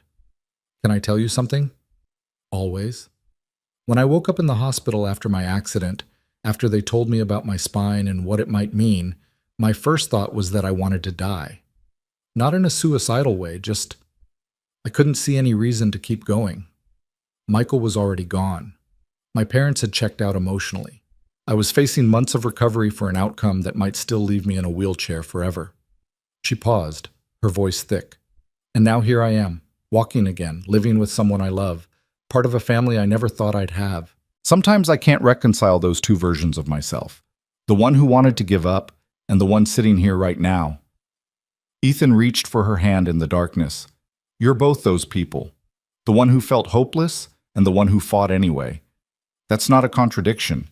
That's just being human. When did you stop wanting to give up? After Claire died. The question sat heavy between them. Ethan thought about those first months after the funeral, the mornings he'd wanted to stay in bed forever, the nights he'd stood in Sophie's doorway watching her sleep and wondering how he could possibly be enough for her. Honestly, I'm not sure I ever completely stopped. There are still days when it all feels too hard, when I wake up and the first thought is that I can't do this. He squeezed her hand. But then Sophie needs breakfast, or a permission slip signed, or help with homework, and I don't have the luxury of giving up. So I just keep going, one day at a time, sometimes 1 hour at a time. And now? Now I have more reasons to keep going. You, us, the future we're building. He turned to look at her profile in the darkness. You gave me something I didn't think I'd ever have again. Hope. Rebecca's voice was barely a whisper. You gave me the same thing. They sat in silence, hands clasped, listening to the night sounds of the neighborhood. A dog barking in the distance, the hum of air conditioners, the occasional car passing on the street out front. Ordinary sounds of ordinary life, and Ethan had never been more grateful for ordinary. The next few weeks settled into a new rhythm. Mornings still started at 6:15, But now Rebecca was there, making coffee while Ethan burned pancakes, both of them working together to get Sophie ready for summer camp. The walk to drop Sophie off had shifted too. Instead of meeting Rebecca at the corner, she walked with them from the start, the three of them together from the very beginning of the day. One morning in late July, Sophie asked the question that had been hovering in the background for weeks. "Becca, are you going to marry my dad?" Ethan choked on his coffee. Rebecca's eyes went wide. They were at the breakfast table, the question landing like a bomb in the middle of their peaceful morning routine. "Sophie, that's not… You can't just…" Ethan stammered, his face burning. "Why not? It's a reasonable question." Sophie looked between them with complete innocence. "You love each other. You live together. Marriage seems like the logical next step." "Sweetie, adults don't always follow a logical progression," Rebecca said carefully, though Ethan could see the flush creeping up her neck. "Sometimes they just take things as they come." "But do you want to, eventually?" Sophie pressed. "Because I think it would be good. Then Becca would officially be my family, not just living with us family." Ethan found his voice. "Soph, Becca is already your family. Marriage doesn't change that." "But it makes it official, like on paper." Sophie took another bite of cereal, clearly not understanding why both adults were looking at her like she'd just detonated an explosive device. "I'm just saying, I'd be okay with it if you wanted to." She finished her cereal, put her bowl in the sink, and headed upstairs to brush her teeth, leaving Ethan and Rebecca staring at each other across the table. "I'm sorry," Ethan said. "She's been watching too many romantic comedies with my mother." "It's okay." Rebecca's voice was strange, and when Ethan really looked at her, he saw something complicated in her expression. "It's actually kind of sweet. That she's thought about it. That she'd want that." "Rebecca, I know we haven't talked about it. I know it's too soon, probably. We've only been officially together for 3 months, but Ethan…" She trailed off, then started again. "I think about it sometimes, about what that would look like, a future that permanent." Ethan's heart was hammering. "You do? Don't you?" He wanted to lie, to deflect, to maintain the careful distance that felt safer, but they'd promised each other honesty, and he couldn't break that promise now. "Yeah, I do. Not right now, not immediately, but yeah, I think about it." "Okay." Rebecca smiled, shaky but real. "Okay, so we're both thinking about it. We can leave it at that for now." "For now," Ethan agreed. Sophie came thundering back down the stairs, and the moment passed, but it left something in the air between them. An acknowledgement of a future that extended beyond the present, beyond the careful day-by-day existence they'd been maintaining. That weekend, Rebecca suggested they visit the cemetery. It was the first time she'd brought it up, and Ethan knew it had taken courage. They'd been avoiding the physical places where their grief lived, both of them understanding instinctively that there were some wounds you had to approach slowly. "Are you sure?" Ethan asked. "No, but I think we should, together." Rebecca's hands were twisting in her lap, a nervous gesture she usually didn't show. "I haven't been to see Michael since right after my accident. I couldn't handle it then, but now I think I need to. And I don't want to go alone." "Okay. When? Tomorrow? Sophie has that birthday party she's going to. We could go while she's there." The next day, Ethan drove them to the cemetery where both Claire and Michael were buried. It was a quiet place, well-maintained, with old trees providing shade over the neat rows of headstones. They'd been buried in different sections, and Ethan parked between the two areas. "Do you want to go together or separate?" he asked. Rebecca thought about it. "Separate first, then together. Is that okay?" "Of course." She went to find Michael's grave, and Ethan walked the familiar path to Claire's. He'd been here dozens of times in the first year, then less frequently as time went on and the acute grief settled into something more manageable. Now he stood in front of the simple headstone with Claire's name and dates, and he felt the old pain, but also something new. Permission. "Hey," he said quietly, feeling only slightly ridiculous talking to a piece of granite. "I know it's been a while. Things have been different lately. Good different, mostly. I met someone. Her name is Rebecca. I think you'd like her. She's stubborn and brave, and she makes Sophie laugh. She makes me laugh too, which I know you'd be happy about." He paused, picking at a blade of grass that had grown too close to the stone. Her brother was there that night, Michael Chen, the paramedic. He was the one who stayed with you at the end, and he's buried here too, actually, just over there. Ethan gestured vaguely. I'm in love with her, Claire, with Rebecca. And I know you'd tell me that's good, that you'd want that for me, but I needed to come here and say it anyway, to tell you that I'm moving forward, but I'm not leaving you behind. You're still part of this story. You always will be. A breeze moved through the trees, and Ethan chose to believe it was Claire's way of saying she understood. He found Rebecca standing in front of Michael's grave, tears streaming down her face. When she saw Ethan approaching, she held out her hand and he took it, standing beside her. I told him about us, she said. About you and Sophie. About how I'm walking again, how I'm living again. I think he'd be happy. He always wanted me to be happy. I told Claire the same thing, that you make me happy, that you make Sophie happy. They stood together in silence for a while, then walked hand in hand back to Claire's grave. Ethan felt strange bringing Rebecca here, to this physical reminder of his first marriage, but she stood with him without hesitation.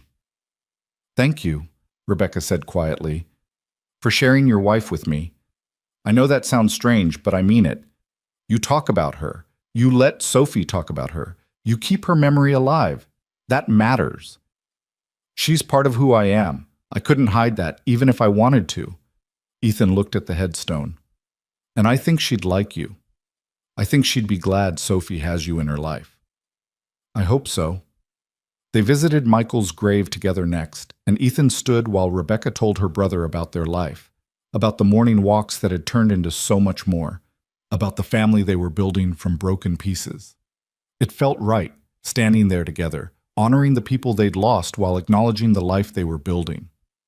On the drive home, Rebecca was quiet.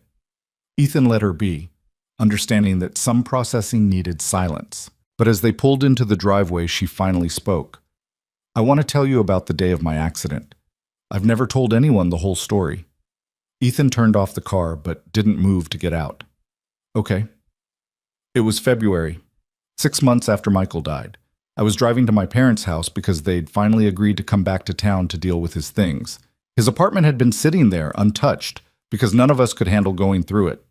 She was staring straight ahead, not looking at Ethan. I was on the highway when it started sleeting. I should have pulled over, but I was so angry at my parents for making me do this alone, so hurt that they'd abandoned me to deal with everything, that I just kept driving. Rebecca... Wait, let me finish. She took a shaky breath. The semi in front of me hit his brakes. I hit mine too, but the road was ice. I slid right into him. The car flipped, and while I was lying there, waiting for the ambulance, all I could think was that this was fitting, that I deserved this for being angry at my parents, for not being there when Michael needed me, for surviving when he didn't. That's not true. You didn't deserve... I know that now. But then, I was drowning in guilt and grief, and I thought maybe this was the universe balancing the scales. She finally turned to look at him, and then I met you, and you showed up every morning, even when I was rude, even when I made it clear I didn't want help. You reminded me that people are basically good, that kindness still exists, that I was worth showing up for. You saved me, Ethan, not from the accident, from giving up afterward. Ethan's throat was too tight to speak.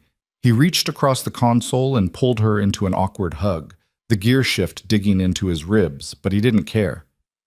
You saved me too, he whispered into her hair.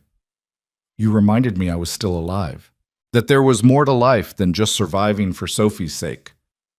They held each other in the car in their driveway, two people who'd found each other in the wreckage and decided to build something beautiful from what remained.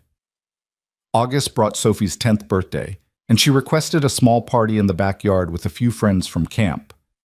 Ethan and Rebecca spent the morning decorating while Sophie slept in, hanging streamers and blowing up balloons, working in comfortable coordination that came from living together and learning each other's rhythms. I can't believe she's 10, Ethan said, tying off another balloon. It feels like yesterday she was 6, and I was explaining why Mommy wasn't coming home. She's grown up a lot, especially in the last year. Because of you. You've been good for her, for both of us. Rebecca smiled, but there was something sad in it. I wish Michael could meet her. He would have loved her. He always wanted to be an uncle. He is an uncle. Maybe not by blood, but Ethan gestured between them. This thing we're building, it makes him part of our family too. His memory, his influence on you, the way he shaped who you became, that's all part of Sophie's life now. I never thought about it that way. Well, start thinking about it, because it's true. The party was chaotic in the best way. Sophie and her friends ran around the yard playing games while Ethan manned the grill and Rebecca handled drink refills and snack distribution. They worked together seamlessly, and more than one parent commented on how nice it was to see them so happy together. When it was time for cake, Sophie stood at the head of the table, Ethan on one side and Rebecca on the other, looking at the 10 candles flickering in the afternoon sun. "Make a wish, sweetheart," Ethan said. Sophie closed her eyes, was quiet for a moment, then blew out all the candles in one breath. When she opened her eyes, she looked directly at Rebecca. "I wished for us to stay together forever," she said. "All three of us. Is that okay?" Rebecca's eyes filled with tears, but she was smiling. "That's more than okay. That's perfect." That night, after the guests had left and the backyard was cleaned up, and Sophie was in bed exhausted from the day's excitement, Ethan and Rebecca sat on the porch with the leftover birthday cake. "I've been thinking about what Sophie said," Rebecca began. "About staying together forever." "Yeah?" "I want that. I want to marry you, Ethan. Not right now, not this second, but someday. I want to make this official. I want to be Sophie's family in every way possible." She set down her cake and turned to face him fully. "I know it's only been a few months of living together, and maybe it's too fast, but I've never been more sure of anything." Ethan felt like his heart might explode out of his chest. "I want that too. I've wanted it for weeks, but I was too scared to say it." "So we're agreed? Someday, when it feels right, we'll make this permanent?" "Yeah, we're agreed." They kissed, sweet and soft and full of promise, and Ethan felt like every choice he'd made since that first morning helping a stranger with her wheelchair had been leading to this moment. September came, and with it, Sophie's return to school. The first day of 4th grade brought the familiar rush of new supplies and outfit debates and last-minute permission slip hunts.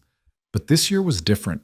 This year, when Ethan walked Sophie to school, Rebecca walked with them, not meeting them at a corner, not joining partway through, but walking from the house as a unit. At the school gates, Sophie hugged them both, no longer self-conscious about displays of affection in front of her peers. "Have a great first day," Ethan said. "Love you both," Sophie replied, and then she was gone, absorbed into the stream of students. Ethan and Rebecca walked home hand in hand, the September morning cool enough to need light jackets.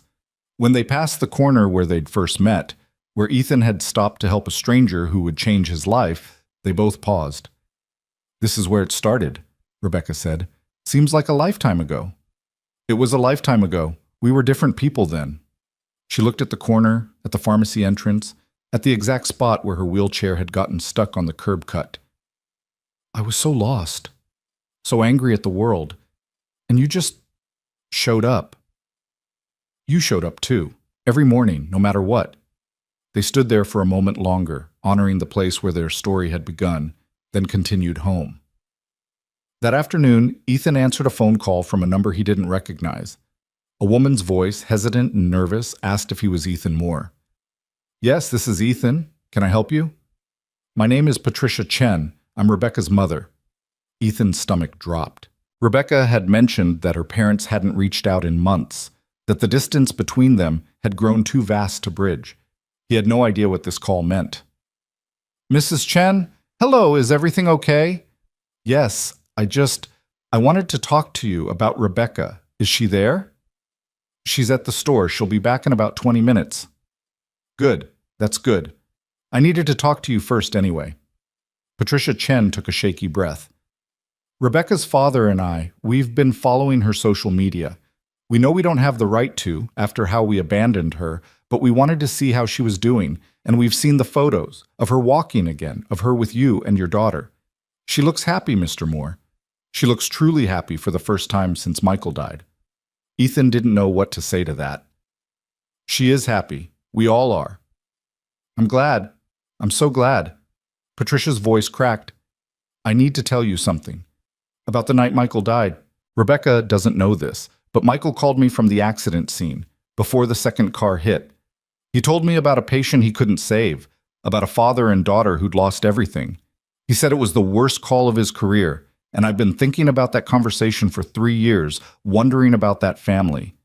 Ethan sat down heavily, already knowing where this was going. That was my wife, Claire Moore, and my daughter Sophie. Patricia Chen gasped. You're the father from Michael's call? Yes. And you and Rebecca, you found each other? Without knowing. We found each other because I stopped to help her with her wheelchair one morning. We didn't know about the connection until months later. There was silence on the other end of the line, then the sound of quiet crying. Michael would say that was meant to be, that nothing happens by accident. Maybe he'd be right. Mr. Moore, Ethan, I owe you an apology, several apologies, for abandoning Rebecca when she needed us most, for not being there when Michael's death nearly destroyed her, for running away instead of facing our grief together. Patricia's voice was thick with tears now.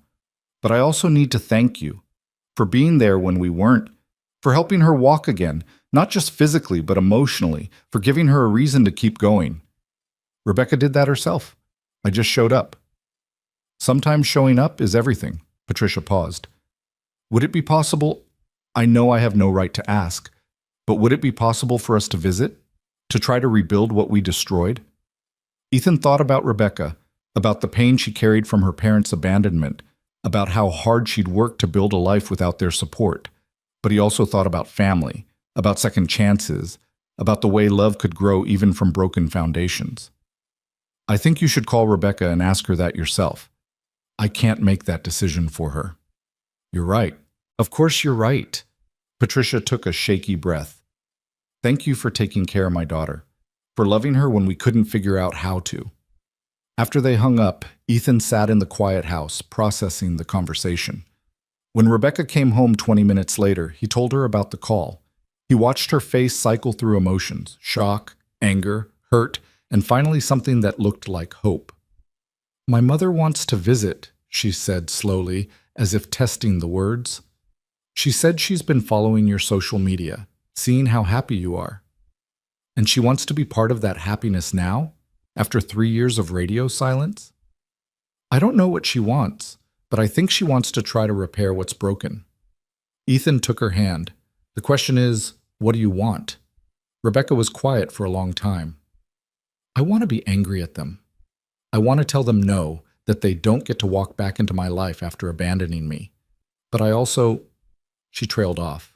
But you also want your parents back, Ethan finished gently. Yeah, is that stupid? No, it's human. What should I do? I can't tell you that. But I can tell you that whatever you decide, I'll support it. If you want to see them, we'll make that happen. If you don't, we'll handle that too. This is your choice, Rebecca. Nobody else's. She nodded slowly, then pulled out her phone. I need to call her back. Ethan left her alone for the conversation, busying himself with starting dinner. He could hear the murmur of Rebecca's voice from the living room, rising and falling with emotion. When she finally came to the kitchen, her face was blotchy from crying, but she looked lighter somehow. They're coming next weekend, she said. Just for the day. To meet you and Sophie officially. To try to start over. How do you feel about that? Terrified. Hopeful. Angry. Grateful. She laughed shakily. All of it at once. That sounds about right. The week leading up to the visit was tense. Rebecca cleaned the house obsessively, rearranged furniture, changed outfits 5 times the morning of. Sophie, sensing the importance of the day, was on her best behavior, helping without being asked and keeping her usual chatter to a minimum. When the doorbell rang at noon, Rebecca froze. Ethan squeezed her hand and answered the door himself. Patricia and David Chen stood on the porch looking nervous and older than Ethan had expected. Patricia was holding a bakery box, and David had flowers. They both had Rebecca's eyes. Mr. Moore, Patricia said, thank you for having us. Please, call me Ethan. Come in. Rebecca appeared in the hallway, and for a moment nobody moved. Then Patricia burst into tears and crossed the space between them, pulling her daughter into a fierce hug. I'm sorry, Patricia sobbed. I'm so sorry we left you. I'm sorry we weren't there when you needed us. I'm sorry for everything. Rebecca stood stiff in her mother's arms for a moment, then slowly, tentatively, hugged her back. I'm sorry too for shutting you out, for being angry. You had every right to be angry. David joined the hug, and the three of them stood in the hallway crying while Ethan and Sophie watched from a respectful distance. When they finally pulled apart, Patricia turned to Ethan and Sophie. You must be Sophie, she said, her voice still thick with tears. Rebecca has told us so much about you. It's nice to meet you, Sophie said politely, then looked at her father for guidance. Why don't we all sit down, Ethan suggested. I made lunch. Nothing fancy, but there's plenty. The afternoon was awkward at first, everyone carefully navigating around 3 years of pain and abandonment. But slowly, gradually, the conversation found its rhythm. Tricia and David asked about Rebecca's recovery, about her work, about the life she'd built. They listened to Sophie talk about school and her friends and her upcoming science project. They looked at family photos on the mantle, seeing Michael's face again for the first time in years, and they apologized. Over and over, they apologized for not being there, for running away, for choosing their own grief over their daughter's needs. We thought we couldn't survive if we stayed, David explained quietly. Everything here reminded us of Michael, the hospital where he worked, the streets he drove, the house where he grew up. We thought getting away would make it easier. Did it? Rebecca asked. No, it made it worse.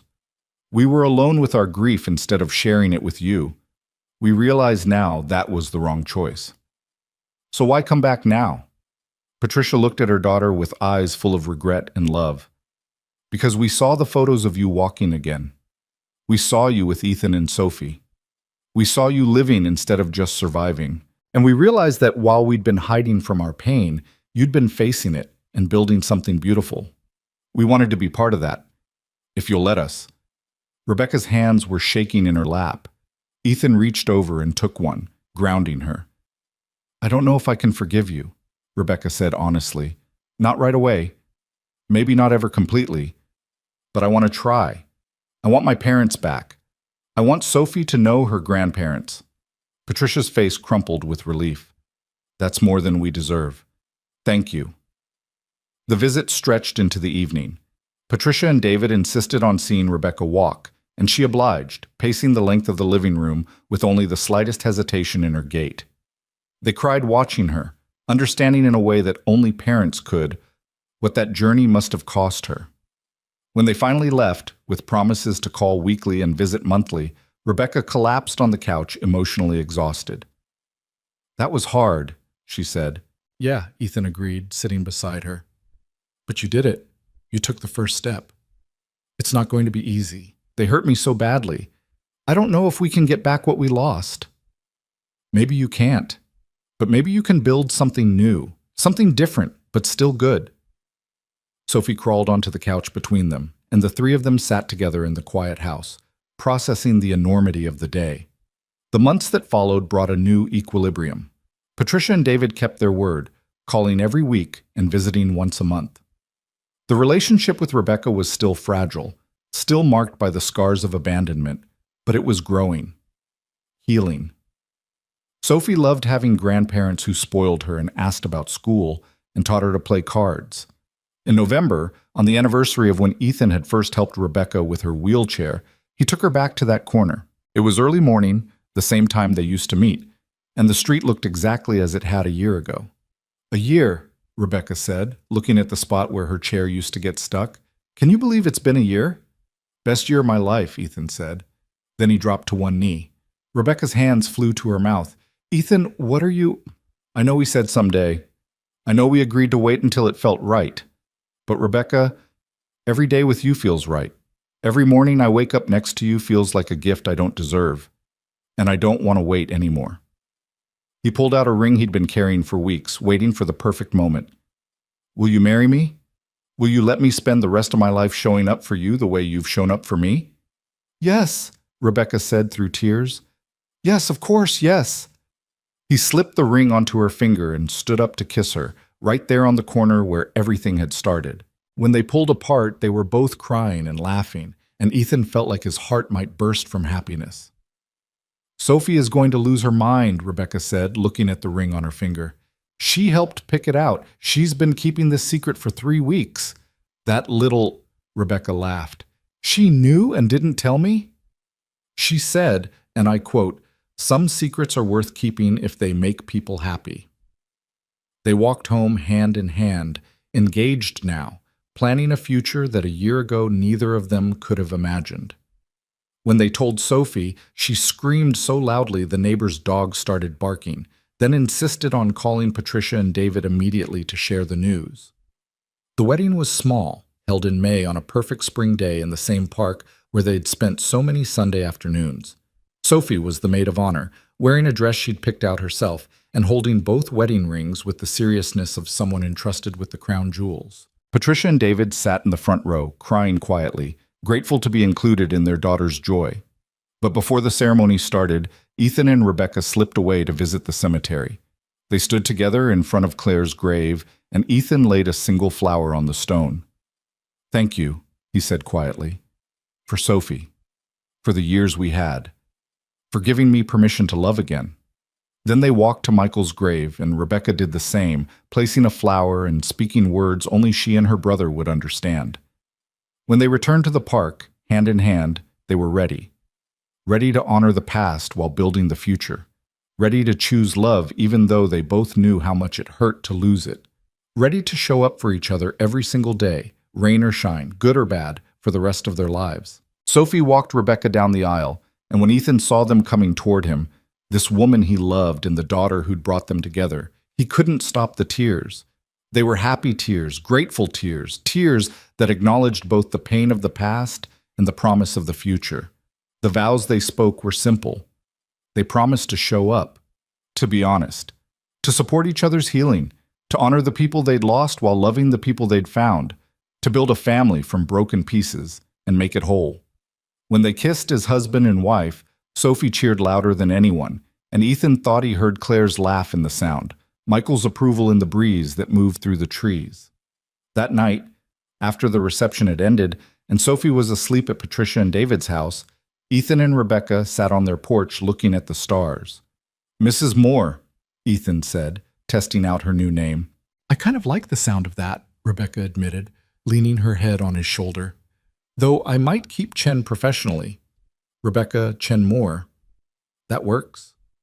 "Whatever makes you happy. You make me happy. You and Sophie and this life we've built from absolutely nothing." She held up her left hand, the wedding ring catching the porch light. "A year ago, I was alone and broken and convinced I'd never be whole again. And now here I am, married to my best friend, stepmother to the most incredible kid, actually happy for the first time in years. We did that together. We saved each other." "No," Rebecca corrected gently. "We showed up for each other. There's a difference." And there was. Showing up didn't fix everything. It didn't erase grief or heal wounds or undo tragedy. But it meant that when life became unbearable, you weren't carrying the weight alone. It meant choosing connection over isolation, hope over despair, love over fear. It meant that every morning, no matter the weather, no matter how hard the day ahead looked, you put one foot in front of the other and moved forward. Sometimes you needed help. Sometimes you needed to steady someone else. But you kept showing up. The morning light was soft as Ethan and Rebecca walked Sophie to school, the three of them moving through familiar streets that had become home in every sense of the word. When they passed the corner where it all began, they didn't stop. They didn't need to anymore. That corner had served its purpose, brought them together, started the story that was still unfolding. But the real story wasn't about that corner. It wasn't about the wheelchair or the helping hand or even the impossible coincidence that had connected them. The real story was about what came after, about the daily choice to show up, to be present, to love even when loving was terrifying. Some kindnesses didn't end in thanks or applause. They ended in changed lives, in new families built from broken hearts, in love that grew from the smallest acts of compassion repeated day after day after day. And sometimes, without knowing it, you helped someone survive simply by being there, by refusing to walk past their struggle, by choosing every morning to show up, again and again and again. until one day you both realized you weren't just surviving anymore. You were living, you were loving, you were building something beautiful from the wreckage of what you'd lost. You were finally and fully home.